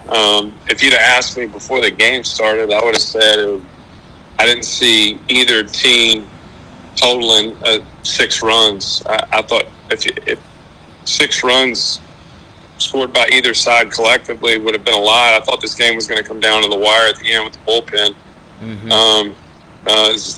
Is what I thought originally. So his job right here, minimize the damage. I think the game kind of sped up when he hit the catcher. We load the bases and don't get an out after a free base, and usually when that happens, the game will start to speed up. But that 2-out hit was clutch by LSU. Yep. What about offensively, Coach? I mean, this next AB is going to be super important for Coastal, huh? Yeah, usually in these moments with the emotion high and the energy so high, usually what you'll see, and it kind of did at the beginning of the game, where Coastal pushes first, gets the solo home run, and then here comes LSU. They're pushing right behind it. And usually what you'll see both sides is that when one side pushes, the other side's going to push right back. Typically in a game like this, So from the pitching staff standpoint, and on the defensive side, like free bases are going to be a freaking premium. Yep. Especially if you can take them when you can get them. Another knock. Pouring it on, man. Let's get the ball in. Hit after hit for LSU here. Uh-oh. Wow. Coach Justin, DC. What's up, D? Have you ever been to Omaha?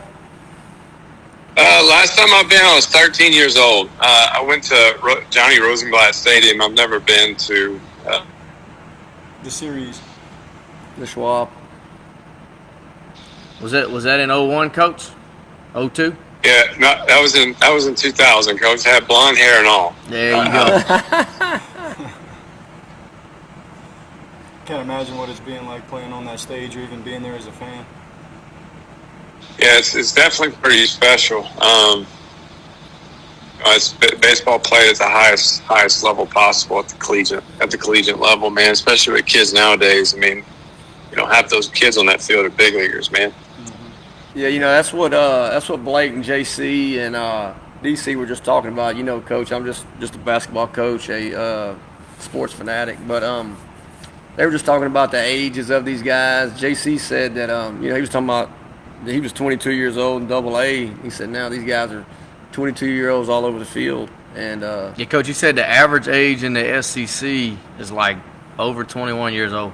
21 and a half. Yeah, which is wild. I think I was engaged at 22, much less playing college baseball. Yeah. Right. Yeah, so it's good pitch. To get out of it here. Maybe. Jeez Louise. It's a tough play. So, Coach, just Well, that would have been bad. Oh, well, that was a third out. So what I was about to ask, from a fan's perspective, not knowing anything on coaching or playing baseball, the pitcher was just in this jam. He got pulled in, or the other one got subbed, and they pulled him in. Have you ever been in that situation where you've had to come in a jam and on a big stage and have to figure it out right there? And if you have, what are you thinking? Can you take us through that? As a player or as a coach? As a player. Yeah, as a player, beginning of my college career, I was a starter, and towards the back end, I moved to the bullpen and kind of finished as a reliever / closer. I think getting the leadoff out is the big, I guess the big, solution to the puzzle. Once you get the leadoff out, momentum tends to die down a little bit. But at this stage, my job was I was a heavy sinker slider guy, and I was more pitching on the inner half of the plate, pitched to a lot of ground ball contact. I wasn't like any of these guys that are going to throw 98, 97, 98. I was like 90 to 92. Just having the opportunity to learn underneath my dad on the pitching side, I just always felt like I knew what was going to happen when I threw a pitch. And so preparation for me was always really important. And coming in on the back end of games, it's really just the momentum side, and trying to eliminate all momentum that you can, especially for the opposing side. Right. Similar to basketball right there, Coach. I mean, it's a bunch of momentum shifts. Yeah, it is a game of runs. And responding to those momentum shifts and trying to shut them down. Right, exactly. I didn't realize as a player how much the momentum actually changes. And then you get in the coaching side, and then you kind of feel the momentum change because you can't really do anything about it. You just got to prepare them to handle it. That's a tough feeling. Yeah, when you can just feel it and you're sitting there, it's crazy. It's a real thing. Yeah, and then on the softball side, it's weird. It's just, man, the momentum flips on you within just a pitch, just because the field's a little bit shorter. Everything is a little bit more quicker. Ooh. Right. Nope. Right. The wind's blowing in from that way. Coach, what do you think, from a coach's standpoint, coming into today, if you're the head coach at Coastal, what's, to a fan, what do you think some of their strategy would be? What are you telling your team if you're Coastal Carolina's coach coming into today? It's just outside looking in, but you can see Right. they have an identity, and they kind of know who they are. They look a little bit spooked right now. Obviously lose your head coach. in inning one. That's Right. why I think they need to kind of regroup and figure it out a little bit. But you can tell the culture piece over there and the identity of who they are Right. is valued. You could just tell by the way they watch, the way you watch them play the game. When it gets to this stage, man, they've gone through their routine so many times. I personally believe you're kind of just taking on yourself. I think the game's going to present a lot of situations, and who you are inside is going to almost be flipped in those moments. So I think routine's a big important thing. Not breaking routine. Right. I was a routine kind of player. Those things are important. But as a coach, on my end too, I mean, I also see a lot of value in sometimes changing the routine up too. Getting them used to a little bit of chaos, Yeah. Coach Glasgow taught me that a lot. I think there's a lot of value in that. Right.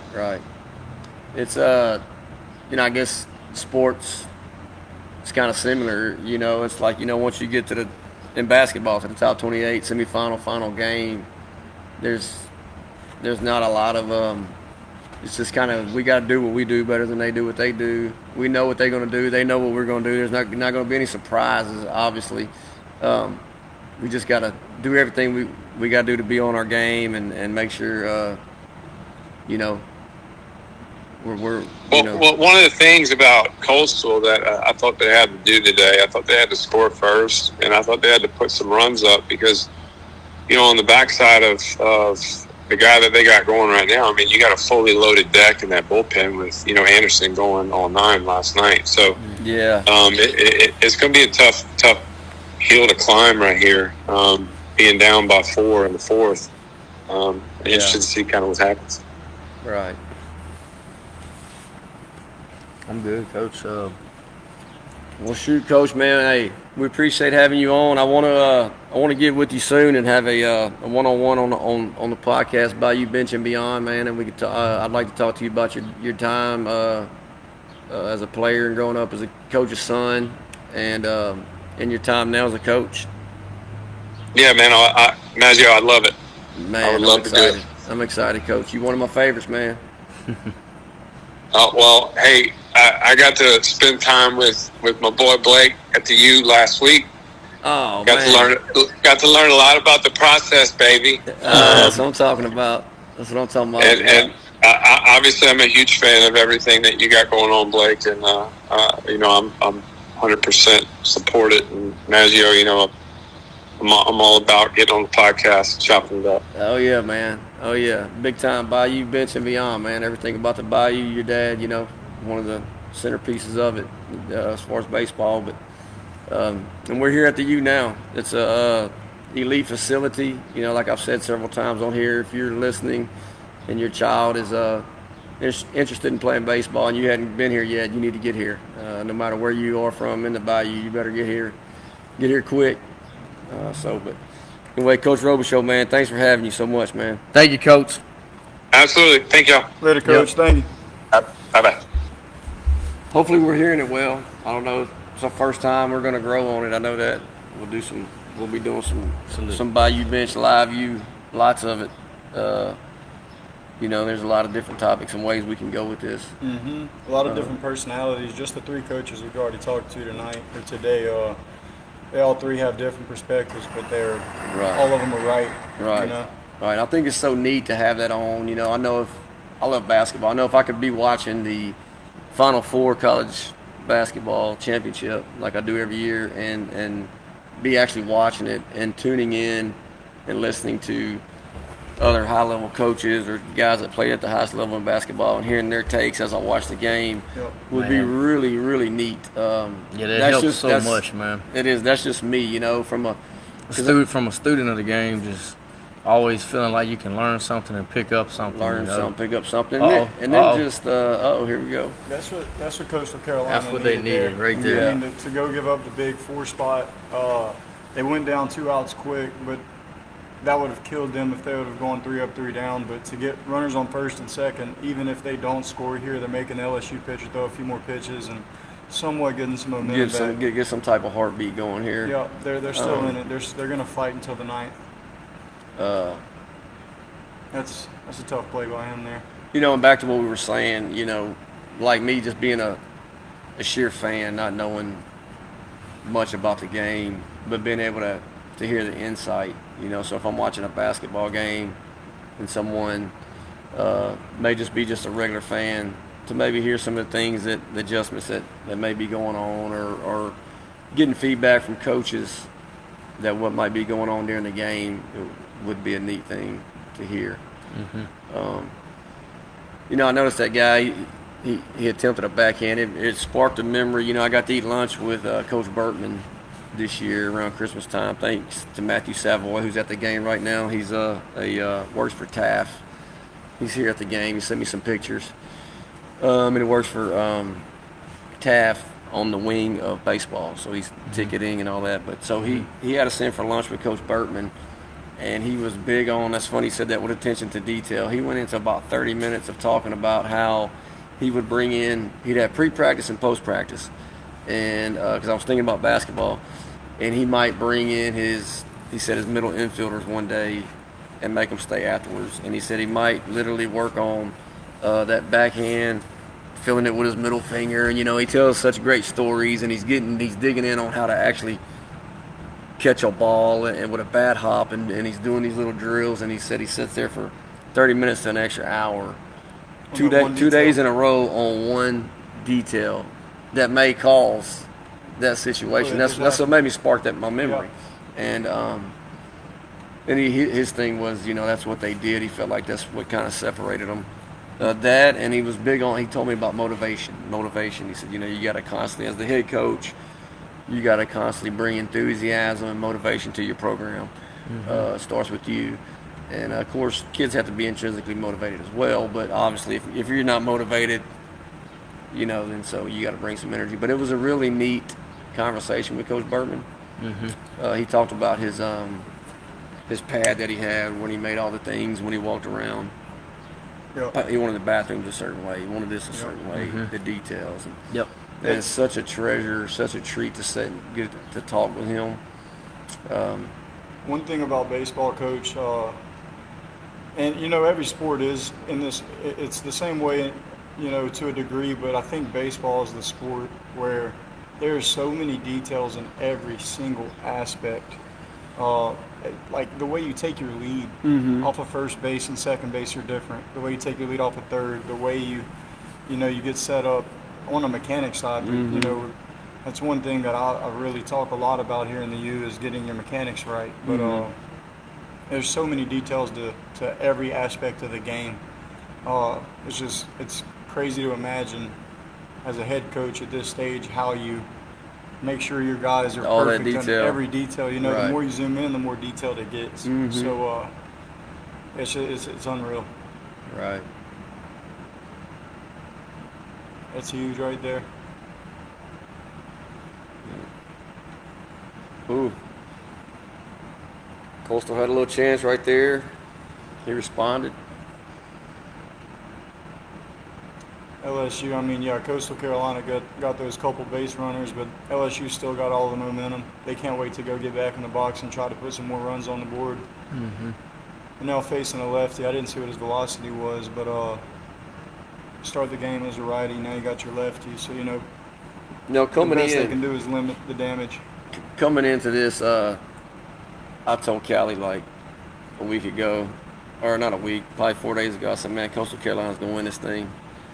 I felt like they had an easier path, and I don't know baseball, but I'm just looking at it. I felt like they had an easier path, and I knew that we were going to have to just wrestle with Arkansas. And to try to beat them, I figured we was going to have to go in that extra elimination game. I figured they was going to be sitting there, and then we come up with that win. That win was so big, when the guys go to third and all those things played out. LSU, you got to have a little luck too, but I coming in 2 or 3 days ago, I felt like Coastal was going to win it. Matter of fact, I told Coach Jonette that. He was like, oh, man, you crazy, dude. LSU's going to freaking smash. And Coastal Carolina came to play with that baseball with us. You kidding me? So he said, come on, Coach Joe. Coach Jonette said, Coastal Carolina can't even get on the field with LSU. So I said, wow, man, this is going to be amazing. He said, now look, granted, they won 56 games. They got but, he went down the whole LSU's roster. He literally knows where every one of those guys are from. It's unbelievable. Like, I texted him the other night. I was like, Coach, it's faster to text Dronette and ask where the kid from LSU's from than to Google it. Wow. I'm telling you, she's my witness. Him and Coach Reed, but he's from Mandeville. The pitcher. I was wondering whether they said he's from Louisiana. Before I could Google it, he's from Mandeville. How do you not know that, man? Reads Danny Don every morning. But he said, look, Coastal's, man, look, Coach, listen, great program now. They won 50-something games. They did, Coach, we talking about LSU now. Look, it's a whole nother world. So he kind of laughed at me when I said Coastal was going to win it. And obviously, I'm pulling for LSU, but I just thought, but who did you think, DC, coming in? You thought it was a clear cut, or? Man, it's not even just being biased towards LSU. I'm with Coach Trahan on that side. LSU is just such a powerhouse. The coaching staff, the players they get in. That's what he said. Yeah. It's hard to compete with. I'm a fan of Coastal. I'm a big fan. Yeah, you're a baseball guy. Taking my bias out of it, LSU is just they're too good. Yeah. It's hard to compete with them. Even as good as Arkansas was, LSU dominated them. Not just in the World Series, but all season. I think LSU lost one time to them. Yeah. And they'd won, I think, 5 or 6 different times against Arkansas. Right. So it's almost like a minor league team in a college uniform. Yeah. Those guys. Actually, that's what Dronette said. Coach, essentially it's a professional baseball team they're playing against right now. 1 through 9. Yeah. So it's Coach Trahan, what was you thinking coming in? Coach, I'll be honest, I hadn't kept up enough to even have an opinion. That's true. But obviously, your Power 5 schools are a lot more talented. We heard JC bring out some of those statistics of age, 21 years old and up in the SEC. So that plays a huge role in it. But at the same time, it's baseball too. Baseball, weird stuff happens. Now, I'm not going to ask live who Coach Trahan's actually going for. He's a UL guy. I'm trying to see Game 3. I'll tell everybody. I don't have a dog in the fight, man. No, Coach, when you was playing at UL, though, Coach, did y'all love to beat up on LSU? Did y'all play LSU when you we did. We did, yeah. I played LSU a lot. Did y'all beat them? We beat them once. How did that feel? It felt good. We expected to beat them. Oh, really? Yeah. Okay. Yeah. We just had that type of team. We had that type of confidence. Probably similar to what Coastal is here, But at the end of the day, man, it's still hard. Mm-hmm. I'm willing to bet.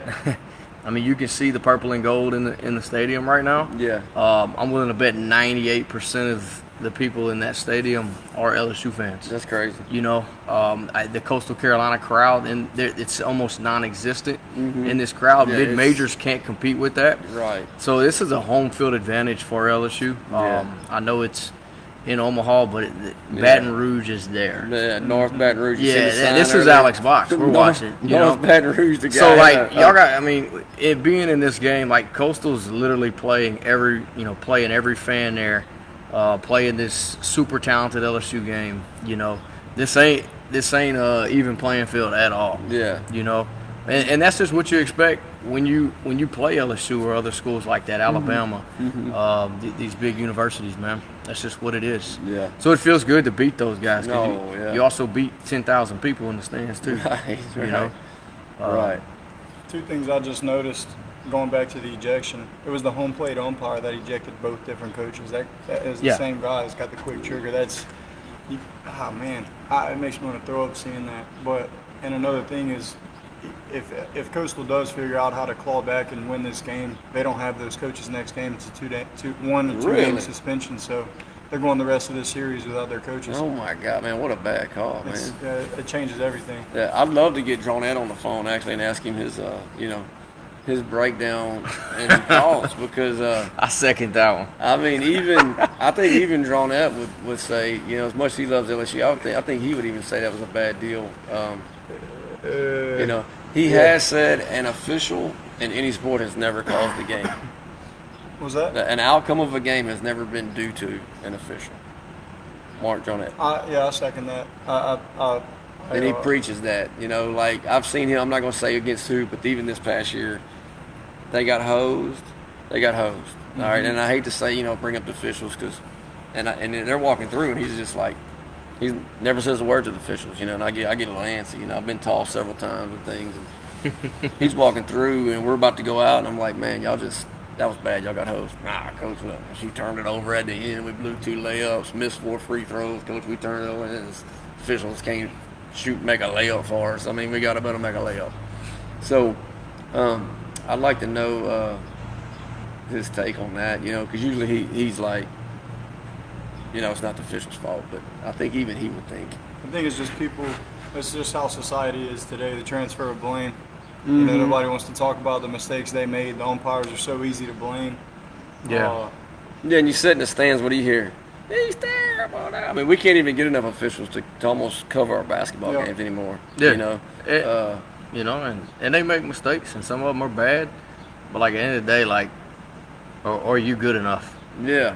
You know what I'm saying? That's kind of his message, and that should be the message as a coach.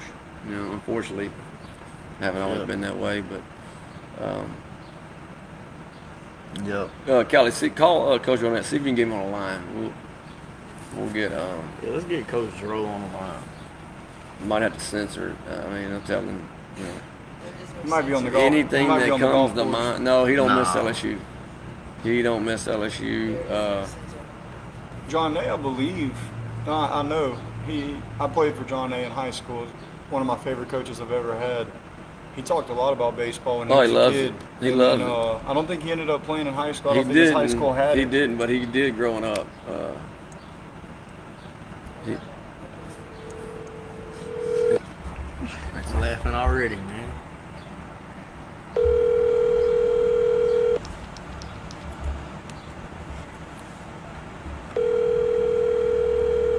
He always answers that.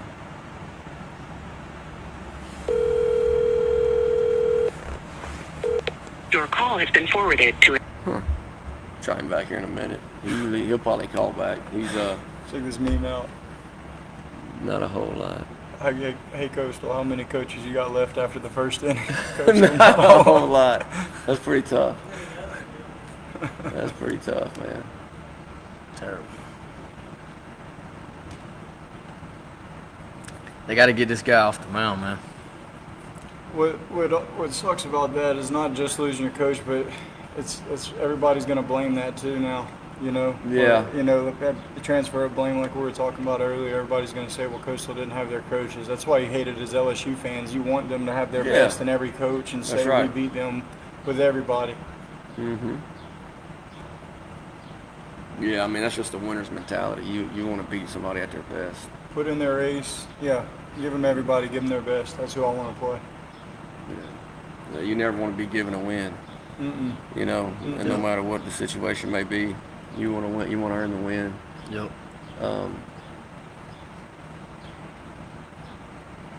LSU's just got to work for quick outs here. Wow! No, don't do that. Man. So, man, what do you think that batter was seeing? I don't, that stuff like that happens. Coach, it was 2-0. They down by 4 runs. He's probably trying to do a little bit too much right here. Pressing. Yep, pressing a little bit, and I think it was a slider. Right, cutter slider. Or he yanked the fastball or something. But I'm sitting here saying you can't swing it. It's hard to hit. Yeah. And it may have looked, maybe the pitch was so good it moved. I don't know. Just from a fan's perspective, it's. Yeah, and this guy throws 96 too. You're probably trying to jump him a little bit too. There it is. There it is. Oh, it's good hitting right there. Yep. Lead off good. You get as a pitcher and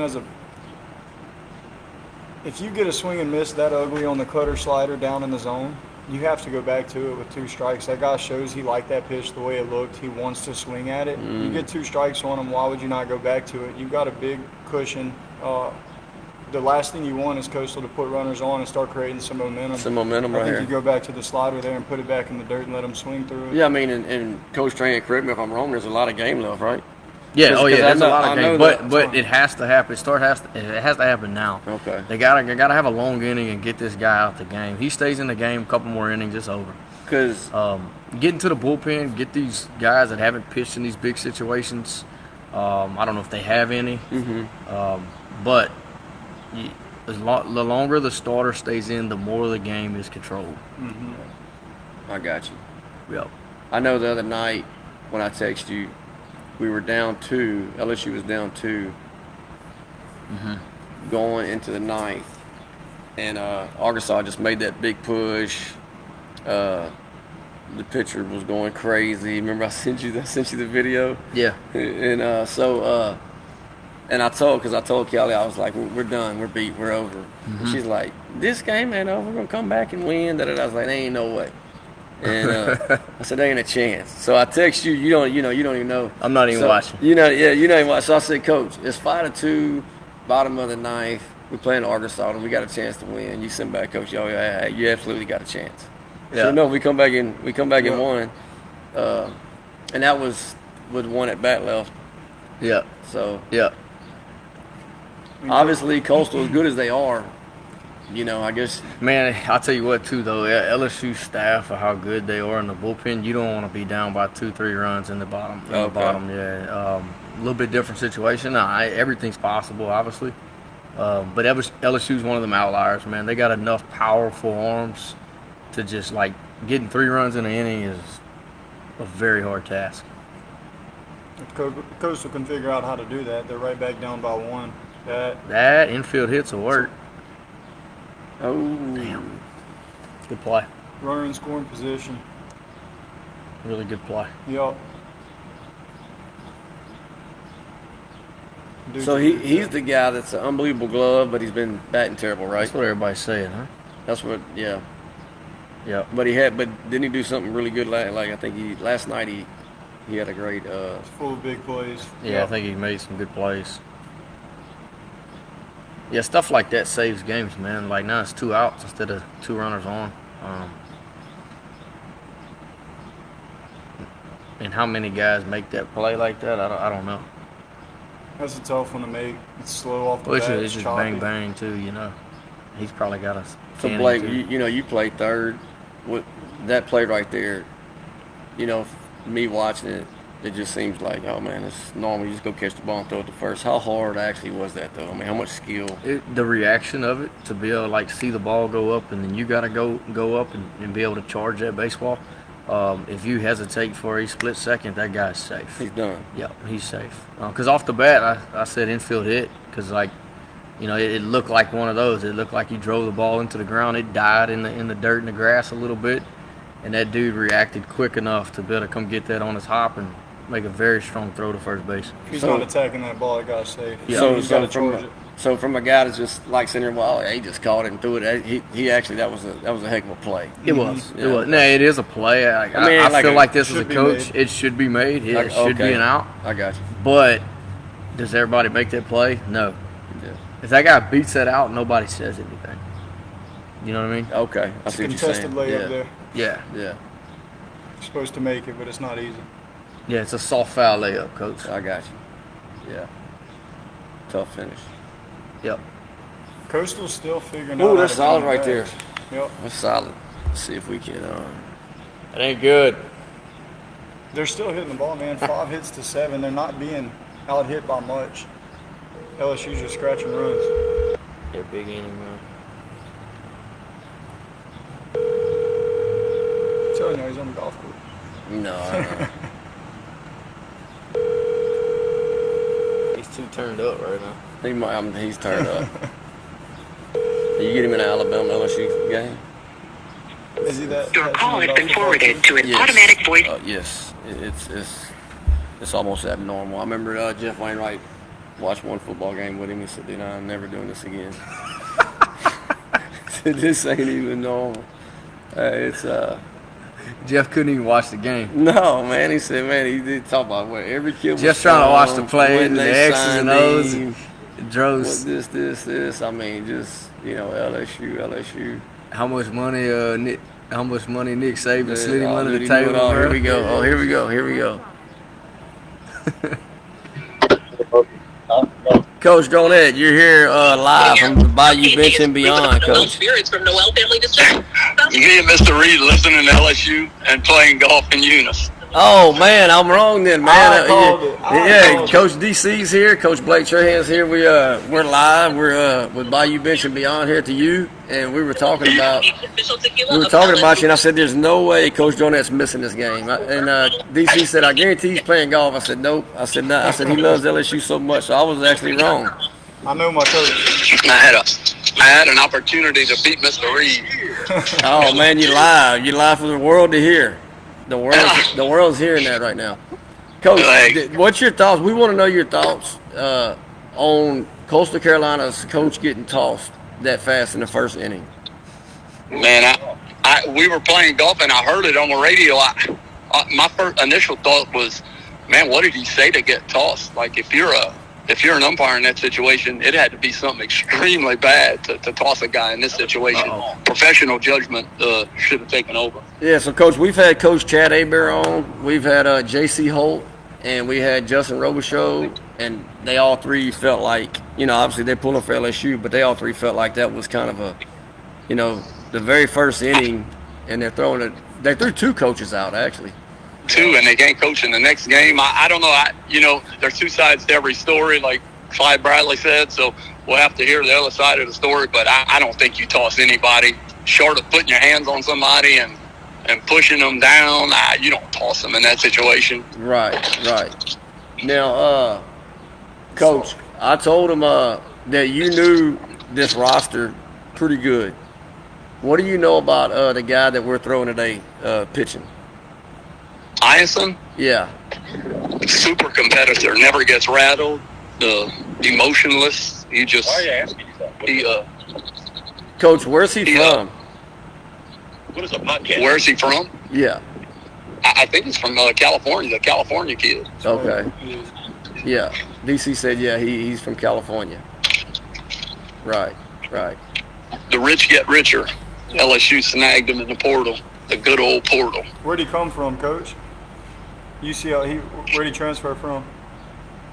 Man, like UC San Diego or something like that. One of those schools, University of California Network. Coach, Blake Trahan is here. He's got a question for you, Coach. All righty. What I got, Coach? Fire away. All right, Coach. Here you go. Coach, you didn't get a chance to play baseball in high school, correct? Correct. But you love some baseball. Love it. Kind of like me, Coach. I didn't get a chance to play basketball in high school, but I love me some basketball. You had a chance. Hey, how many times I've heard Coach on that said, man, if I just could, Blake Trahan would have played basketball, man. Hey, I tried every year. I had every sales pitch. I tried every one of them, man. Didn't work. Even got you to play that game your senior year. Scored 23 points. The whole gym was buzzing. Where'd he come from? Where'd that kid come from? You've been walking the halls of Kinder High School. Oh, man. Blake shows up, plays a summer game. The reason I didn't play baseball in high school is because we didn't have a team. Delcom didn't have a baseball team. I got you. So I would have played for sure. Yeah. A decent little second baseman. I love the game. I mean, yeah. Coach, it's kind of similar to golf, right or wrong? In a way. Yeah, it's a mental game. It's I guess you're trying to hit a ball. I mean, one of them's moving, one of them's not. Yeah. You transferring your weight. There's some similarities there. But I don't know. I never played baseball at a high enough level to even say how good I would have been. At it, but Coach, I seen you move a little bit, man. You'd have been just fine, Coach. Coach. Yeah, I think I'd have been all right. I could catch a ground ball for sure. To compare golf and baseball, Coach, it's one of the few sports where you actually get to set up the same way every time. Like as a pitcher, you step on the mound the same way, and you're trying to repeat your mechanics just like golf. As a hitter, you're stepping into the box, you're trying to get the same feeling swing off. About the only time that happens in muscle basketball is at the free throw line. Yeah, it's similar to shooting a free throw. You go through your routine, and it's muscle memory. Being like a pitcher is like shooting free throws. Let your body go. No, Coach Drew, you've told me this. It's hard. How hard is it to throw a strike? Oh my gosh! My dad was a real good pitcher in high school. My brother was as well. I tried. We had a pitcher's mound in my grandpa's yard, and we pitched a lot. And I was just, wow, man. I'd hit half a pea. I was a walk waiting to happen. My dad was so frustrated. Throw a strike. I'm not trying to throw a ball. Throw a strike? Joe told me that one time. I said, man, why don't these kids just throw a strike? Joe, he looked at me and said, man, you know how hard it is to throw a strike? I said, what you talking about? He said, Coach, it's freaking hard to throw a strike. I mean, it wasn't hard to throw a ball from second base to first base, but you put me on a mound and then tell me to throw a strike. It was tough. That's one thing I wasn't good at. Coach, I'll say this on the pitching side. Something I struggled with at a young age was throwing strikes. Where I went wrong a lot of the times at a young age was I was trying to throw strikes, and it's something that's not in your control. It's the guy behind the plate who just, I'm not going to say bad words about umpires, but the guy behind the plate is the one who decides if it's a strike or not. A pitcher's best bet is to forget that balls and strikes even exist and to throw competitive pitches. Like you just said. That's like trying not to strike out. I found I guided it too much. I was up there just guiding the ball instead of just rocking and firing. It wasn't a natural movement. Like if I was playing pitch and catch in the yard, I was just throwing natural. All of a sudden, I got on a mound and I started aiming it. It was so stupid. Yep. It's just like you said. Throwing a first was nothing for you because there was no thinking about it, and you get to stand up on the mound and think about how high do I have to lift my leg, how far do I have to step, how hard do I have to throw it, so you got to take a deep breath and be where your feet are and just throw a competitive pitch with everything you've got and leave the balls and strikes up to the umpire. Yeah, and look, I didn't have enough reps probably. I was trained in my grandpa's yard by my dad, who was a good pitcher, but I didn't have enough competitive innings or anything, It's extremely important. But it's all good. All right, Coach. Hey, real quick before we let you go, your years in kinder, who did you see was the best all-around athlete while you were there? Oh, I mean, Blake, Justin Reed, DC, all of those guys. They could, they moved well. They're coordinated. They didn't. They could all catch. The ability to catch and pass. And not having to think about it. You coach for so long, you see kids that can't catch a ball, and you scratch your head. How can you not catch a ball? Hey, ask Coach Reed who's the best all-around athlete he's ever seen come through Kinder High School. Mr. Reed, who's the best all-around athlete you've seen come through Kinder High School? Boy or girl? Boy. Blake Trahan. Yeah. I would say Blake, had to be. All around, Justin was pretty good at multiple sports. Next to me, Blake and Justin. Next to me. Next to me. That's what I'm talking about, Coach. That's what I'm talking tore about. You up that day in ping pong. You tried to play me. You're trying to get me back on this golf course Hey, right here. Coach used to come in there and beat us in horse with a daggum tie on, man. That'd aggravate me, and then he'd bench 225, and I couldn't even bench 180. Like, God dang, I can't beat this guy nothing. Coach, I have a question for Coach Reed. I need him to confirm this. I heard a story a long time ago. We were talking about how important attention to detail is in sports, and especially in baseball.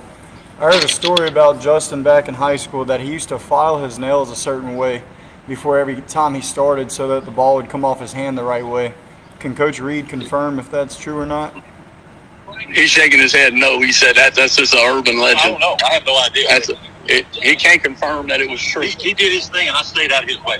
Yeah, Mr. Reed did a good job of staying out of his way. Mm-hmm. Really, I grew up as a ball boy for those teams watching Justin play, and I think attention to detail fits that guy perfectly. He carried himself. He looked like Troy Aikman out there in high school. Just the way he managed the game, the way he carried himself. You never saw him lose his composure. So he wasn't. The moment was never too big for him. I played a lot of golf with him. He steps into every shot with a lot of belief, and he's committed to everything he does. And I guess, when you're a pitcher, you got to commit to the pitch you're throwing. And like in golf, he commits to every shot. He really he doesn't guide anything. He lets it go. Full confidence. Hey, he's kind of like me, very stoic, Coach. Stoic. That's right. Like me, Coach. Just go drop it. I'm putting it down right here. All right, Coach. All right, well, Hey, I'm gonna hey, get back to playing some golf. yeah. Hey, thanks for being on Bayou, Bench, and Beyond, Coach. All right. All right. Later, Coach. Later, Coach. See you, Coach Joe. Joe, bro. That dude there's something else. He's something else. I would have liked to see him back in the day on the baseball field because in basketball practice, Coach Trahan, I mean, I'm not sure exactly how old he was my senior year. And I played basketball 4 years for him, but, man, he'd get on that court and he'd move the ball around. He looked like a 20-year-old out there. He had some gray hair. So how many years has it been since you graduated? I graduated in 2015. It's my 10-year. What was it, just my 10-year or am I going into my 10-year? Yeah, so you'd be going in, yeah. So he would have been 43. That sounds about right. When you was a senior. Low 40s, yeah. But he moved, man. You wouldn't guess that. He could. I think I watched him knock down 30 or 40 something free throws in a row. Yeah, he could shoot. He's got an old story he tells. I don't know if it's true that he hit like 190 or something in a row. Yeah, no free throws. Yeah. I believe it, man. Yeah. He's unreal. Yeah, back in the day that was a big thing. Yeah, even when I was growing up. How many you get in a row? I've hit it like 110, 100. But that was a big. Actually, it really wasn't too rare of a thing when I was growing up. That was a lot of kids would go in and shoot free throws. Over the broom. How many can we get? How many can we get? Just talking about free throws, your father-in-law. Oh, yeah, he still holds a record at McNeese's in the Hall of Fame. 98, 97%. And it was up there. It was just retarded. The free throw line hadn't changed. The rim, the height hadn't changed. The free throw's a free throw. The same way as it was. He's got a single season record and a career record. His career average is a little lower. His single season average is crazy. We Googled it one time. It was up there. It was that ball's mad. It was like 4 or 5 big time names, and there was like J.J. Redick and then Ken Andrews. I felt like laughing. College? She and I first got together dating. Yeah, it's an NC2A record. You can still Google it. I mean, Steph Curry's free throw percentage ain't even that good, huh? I mean, yeah. In comparison to that, it's probably not as good as what his was in that one season. Probably not. It's when I was young, the game has changed in that regard as far as basketball. I mean, the three-pointer, like we walked in, like you better make a free throw. I mean, the kid who didn't even play basketball could make a free throw. We played a game called 21. Everybody make free throws. Now kids go in and just start shooting threes. They don't even warm up the right way. They don't do form. They don't do anything. They just grab the ball and just start shooting free throws. And it's weird. I've noticed kids can just really shoot threes, but you ask them to shoot anything else, they can't shoot anything. When I played, free throws, I felt like it was weird for me to shoot a free throw. I had to get full extension, and even to toe the line for a three-pointer. I preferred to be 5 to 10 feet behind the three-point line to where I could get full extension. That's right. On the shot, but getting on the free throw line. It wasn't something I practiced or obsessed with. But I'm serious. I shot a lot of threes. I see it all the time. I mean, we got kids that struggle with layups, but they'll go 9 for 10 from the three-point line. Yep. It's unbelievable. I'd go 0 for at the free throw line and 100% behind the three line. Here we go. Now Steph Curry's kind of just all the kids want to be Steph Curry, but yeah. So this guy's still on the mound. They're gonna let him eat for as long as he can. Was it 83 pitches? He's 1 pitch away from getting out of this inning, get a double play ball. So right now in the 6th inning, because I have no idea, is 83 a lot, normal, low? It's fairly low. I mean, it's you'll see. It's a little bit. It is. It's a little over the line. If you're cruising through a game, you're going to still be in the 60s or 70s. He's into the 80s now. If he can get out of this inning and start the 7th with 84 pitches, he's in much better shape. But he's got to get out of this one quick. What'd you say, D? Probably like like cruising through a game, 15 pitches an inning? 12 pitches is like the goal. If you get 12 pitches per inning, you're cruising. I don't know the math exactly on where he's at right now, but he's probably averaging, a good bit over 12 pitches per inning. Yeah. But that's kind of the general goal for everybody is to be out in 12 pitches or less. 85 pitches here. Double play here would You almost would prefer the double play here over the strikeout for sure. He's got him early on that off speed there. You got to stay early. You got to stay off speed there. And that's what sucks about facing LSU. Like, you just face 94, 96 all game long. You going into the 7th inning. Let's say he does finish this. You go into the 7th, you're going to get a fresh arm that's just as electric as he was in the first inning, you know. There it is, off speed. Got him with the strikeout. You're going for the off speed there. You're going for the Shoot, that one kid they bring in, big brute, kind of got the hair. Hell, he hit 100, 101 the other day, one right after another. I can't think of his name right now, but the way the minor league, the way the professional system in general, big leagues, minor leagues game is now, it's almost like you want the starter to stay in, and you want to catch him 2 to 3 times. You know, just catch him enough, because once they go to the bullpen, you know, once you get to AA, AAA, big leagues, once they go to the bullpen, hitting gets hard. You know, you want to catch in your 3rd round through. That's when you start trying to break games open on these starters. Oh, okay. Because they're getting a little fatigued. You've seen them 2 times already. I see what you're saying. Yep. And if they get 3 times through the lineup, man, like, you pretty much got it. I would expect to see this guy. I'm not sure exactly how much he has in the tank, but they're going to let him empty the tank this game, especially with them having a lot of cushion there. Yeah, they're gonna roll with him. Callie, have we had any questions or anything? I got one guy, my old teammate Levi, saying my shorts look like my shorts are tight. I keep pulling them down. I was trying not to laugh at that in the middle of the conversation. What's up, Levi? Wells is in the comments. I don't know if he's still listening. Wells, if you're in there, still drop a comment. Yeah. Speaking of all-around athlete, that's a good one. Wells Cooley. His name should have been mentioned there. Yes, That's should his have. unreal He was quarterback, third baseman. Great. He was a good basketball player. Started as a freshman. And then, focused on baseball after his freshman year. Yeah, we could have a whole round table on multiple sport athletes in high school. That'd be a good conversation. I wish he would have stayed. And there's multiple that I played with. I think if Blake would have done it, then a lot of other guys around my age would have done it as well. But I'm blaming Blake there for quitting basketball. I think that's why everybody else started doing it. I love Dro took it light right there, but he's always going, man, Blake Trahan just want to play basketball, man. Cause, he was the missing piece. And, Will said, y'all look really good. Well, we knew that, Will. Will said, nah, I can't golf. Hey, me neither. Not yet. I can't, man. I've hit the golf ball good maybe 5 times in my Really? life. Yeah. I don't play enough. It's like Coach Trahan was saying about throwing strikes. Just rips. I don't have near the reps. My dad and grandfather were big time golf guys, but I've never got into it. It's definitely addicting. It's why actually, if I know I can't play a lot, I'm not even going to go play. Well said. Because when I go play, it's all it consumes my mind. That's all I want to do. Well said. Multiple sport athletes are disappearing, sadly. Sadly, yes. I can't imagine, man. People would ask me what my favorite sport was, growing up, and it literally, genuinely was whatever season it was. Yeah. As soon as baseball ended, I was putting my, as the summer ended, I was putting my cleats and glove up and putting them in the closet until next spring, getting ready for football, and then basketball. Right. Couldn't wait for the next season, the next sport. Yeah.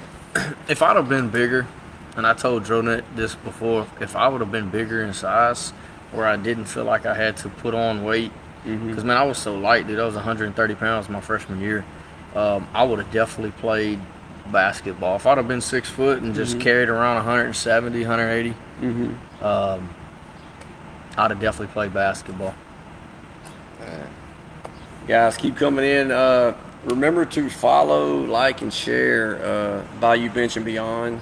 We're trying to grow the movement, the podcast. We're going to be talking to coaches and athletes from all walks of life and all sports across the whole bayou, across the whole state.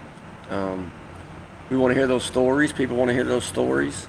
We got one episode out there with the great Callie Andrews, Kelly Macho, and she tells her story about their state championship run, and even her thoughts on as a mother and her daughter and her children as far as travel ball and training and all that good stuff that people like to talk about. So we're just trying to get those stories out there for you to hear, and we're also thankful for the U. We're excited about the U. I'll be talking about that a lot on Bayou Bench and beyond. My kids will eventually come here as well. With the product and the things that Coach DC and Coach Trahan are doing for the youth, it's not only just rolling up and having lessons, it's total body development from age specific on up. It's not just how to hit a ball or hold a bat, but please help us in our journey. Give us a like, a share, a comment. A like, a share, a comment. We're very thankful. Yeah, we'll be on the U's page. We couldn't get it live on the Bayou Bench page today, but we'll tag it on there. We'll be on there. And again, we'll have next week we'll have Coach Dustin Howard, state championship coach for the Plainview Hornets this year. We'll have Micah Raspberry. We're excited about having Micah Raspberry on. Also, Lagacine Cardinals. I think that's Coach their Raspberry. first. I think that's their first state championship in the boys. I think so, and he'll be on. Coach Jefferson Washington, one of the fan favorites for sure over at Hamilton Christian. We'll have Coach Keith Kelly on soon. They bought the Vent Lions, my alma mater, to the state championship this year. And a bunch of area coaches. As football approaches, we'll have some of those guys on. Coach Jeff Wainwright, Coach Wells Coach Brett Fuselaire. Wells Cooley just shot me a text that has got a lot of truth to it. We were talking about the LSU pitch count here a minute ago. It's a big difference being up 5-1 versus down 5-1 when you're at 90 pitches. Stress is a big thing in your heart rate as a pitcher. And if you're out there, high heart rate, kind of freaking out, stressed out, body's tensed up, it's a lot harder to keep going. But with him having such a big he's lead, able to kind of just he's kind of get in his zone, relax, just do my thing. Yep. He feels like he's at 50 pitches maybe. He's got a deep gas tank, so I would expect to see him finish out this game. So he's not in the vice right now, chilling. Coach Trahan. No, he ain't in the vice yet, Coach. I got a question. Yes. Would y'all say athletes are more talented in these generations as of late, or do they have more access to better tools, such as you guys at the U and other development tools? So I'll jump on that quick because I'm gonna show my age here. I grew up. I would have been quote unquote being developed at the age that they're developing kids in the 80s. I would have been in the 80s. I was an 80s kid growing up, and this was a foreign. You couldn't even think about this. It's like be thinking about the iPhone in the 80s. Kids from y'all start kids at what age? We got some T-ballers trying to. So we got T-ballers. We got T-ballers on up to high school. We were running around. We were working. We were playing pickup. We were playing pickup at the gyms and things. So I said all that to say this: are kids more talented these days? And I've been coached for 18 years. They are, but I think they are in the fact because they have the ability to go see a DC, a Coach Trahan, basketball. The great coaches in our area. Ex-player, whatever it is. Ex-player, Coach Coleman over at Sulphur's doing CCB. We didn't have Coleman culture basketball to go do and to have it given to us that early on how to train. I mean, heck, in high school, we didn't do anything this summer. Coach Phil Reynolds was the football coach. I didn't play football. He was a great coach. We had great teams all through the 90s. They had 10-0 seasons. Yep. And the weight room would be open, and you could sign in and work out, and he would work with the quarterbacks. Some of my buddies, Joey Bouse and Josh Bro, and those guys were great quarterbacks. He kind of worked with those with some skills. Coach, you show up 2 days in August. So I think the level of training now, and that y'all could speak to, I can hand that over to you guys. So I think that had Joey Bowles and Jared Watson and I could go on Keith Hawkins and Josh Bro and them be trained like this, then as good as they were, they would have been that much better. Yeah. Yep. Coach, I'll say one thing. Everything you said, I completely agree with. On top of that as well, it still happens, sadly, but it's a lot harder for guys to slip through the cracks these days. with the power of the cameras and the iPhone, the social media. So you get to see a lot of the more talent. You might have had a guy back in the day stuck in a small town in the woods where he might have been unbelievable, but nobody heard about him. So, For sure. It's hard to believe. But Absolutely. Nowadays, you got kids like Tate Hess from Singer. Goes on and he's a starting pitcher at UL now. That stuff didn't happen 15, 20 years ago. And I think that has a lot to do with everything that you said, and as well as the opportunity to get exposure. You've got your PBR, your Perfect Games, your 2D, all these big organizations where you have to pay some money to go get your name out there, but they will help you get your name out there and get some eyes on you. So I'll tell you something unique. So like in Vinton, where I grew up, so Gavin Guidry's dad, he's from Vinton. Matter of fact, his grandpa and my dad were good friends. Purvis Guidry was a great guy, great family. I love that family. Gavin's dad was a dog, unbelievable pitcher. He was unbelievable. Gary. Yeah. No, Gage Guidry. I was asking. The kid from Vinton. No, he's a stud pitcher. I don't know. Maybe it is. Maybe so. But Gavin's dad was an unbelievable athlete. I mean, he played football, basketball, the whole 9 yards, and he had it in him, and he just. The one thing I think about the kids I grew up with and versus the kids I coach, and I love the kids I coach, is I think the kids I grew up with, man, they might have been a little bit more overall mentally tougher. Yep. Kind of a little bit more dog in them. The injuries, you twist your ankle and it swell up. Nowadays, you got a trainer to look at you and put you out 2 weeks. No, man, wrap that up. You're going to be all right. I'm not saying that's a good thing to do. I'm not saying that. But I just, and dads and moms kind of stayed out of it. Even from my early coaching years, the moms and dads pretty much supported the coach. Look, man, coach is an expert in this field.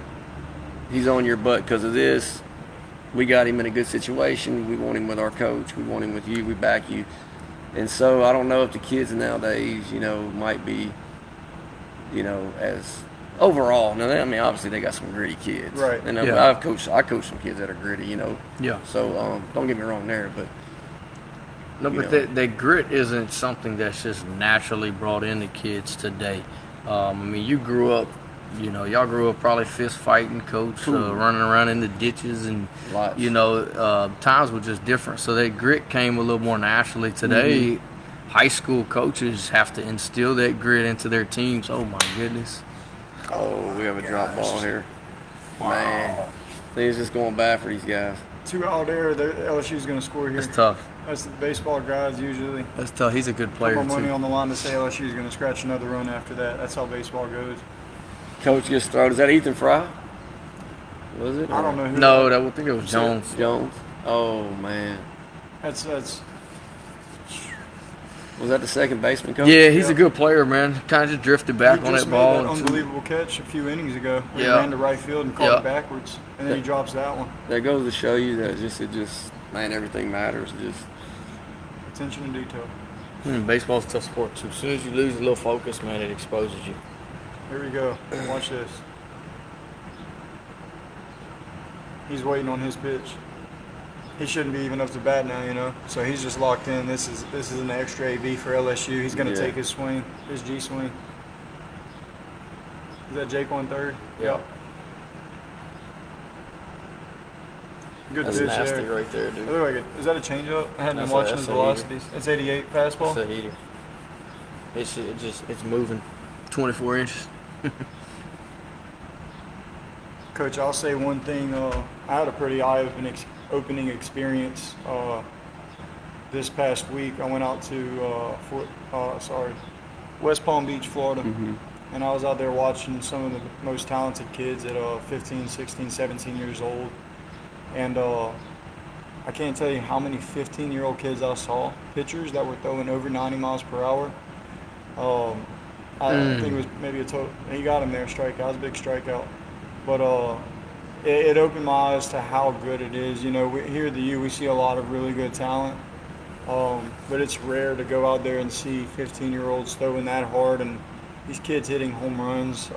It put it into perspective for me, like how much the game has evolved, and we're just a few years away from those 15-year-olds being 20, 22. So I can't imagine what it's going to look like in 6 and 7 years. 100's hard now, and it'll always be hard, but it's just going to continue to get more, and we're going to see triple digits more and more often. Yep. And man, I see it all the time, and I think some people try to fight what's happening. And I think that because it's coming with some stuff that we're not familiar with as coaches, and it's coming, like you're from a different generation, and you're having to deal with kids that it's just different.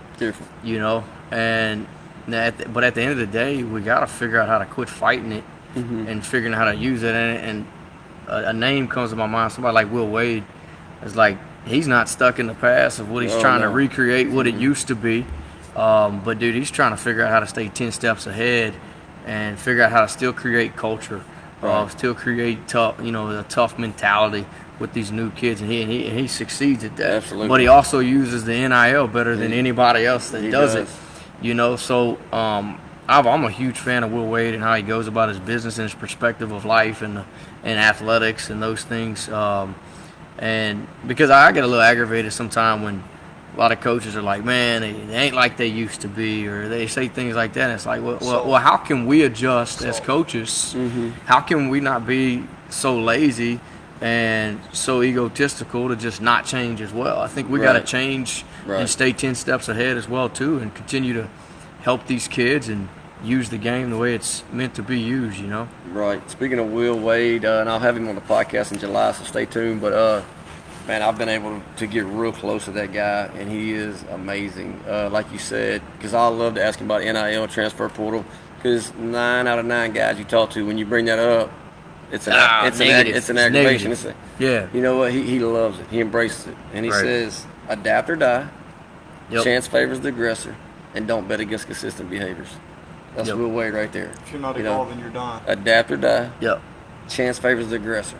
He's going to be aggressively smart, but aggressive. The game's going to change with or without you as a coach, And then, like, you got to, as a coach, as an older coach, we got to make a decision. We got to, hey, I'm Nick Saban, this ain't for me, and walk away. Or we got to continue to adjust if you want to succeed, And that's what the best coaches are doing today on all levels. Right. JC talked about that too, So, pretty cool. Yeah, adapt or die. And, I mean, he's he's also I don't know if I've been blessed, and you guys have been blessed to meet so many college coaches, high level coaches. I don't know if I've met a guy as fearless as him. I'm talking about just in life in general, off the court, business. You want to do it. If not, quit talking about it. Don't be scared. You're gonna fail. Learn unafraid to fail, man. To where, you read about it and you want to be successful, you go talk to these guys, all right, man, I'm going to do it, where he's just doing it, you're talking about a guy that's... Again, that goes into the whole analytical world that we're in now as well, too, like with baseball. It's like, you got a bunch of old dudes in the game trying to like, hey, that's a bunch of bull crap, the analytics, and we shouldn't be using it, and this, and that, but at the end of the day, like, at the very highest level, that's what those guys are doing. They're figuring out how to use it. They're still trying to play, they're still trying to compete, with some grit, grind, do all those other things too. They're just using the analytics as well. They're adapting. It's a balance. It definitely is a balance. Having an AI coach, but you also, it's hard to have a straight old school guy as well. You've got to be somewhere in the middle. That's where we are. Yeah, I mean, and you got to have that human element along with the AI element. It's like a fish can't swim against the current forever. Right. At some point you got to go with the flow and go with the stream as well. Break it, yes. I like what Coach Aber said. That's a thing, that adjustment I had to make, and that's one that Coach Jonette, man, he'll tell you. It's the thing that kind of drives him crazy as an older coach. Is not his AU team, he loves them, but just all the outside development that kids are going to go do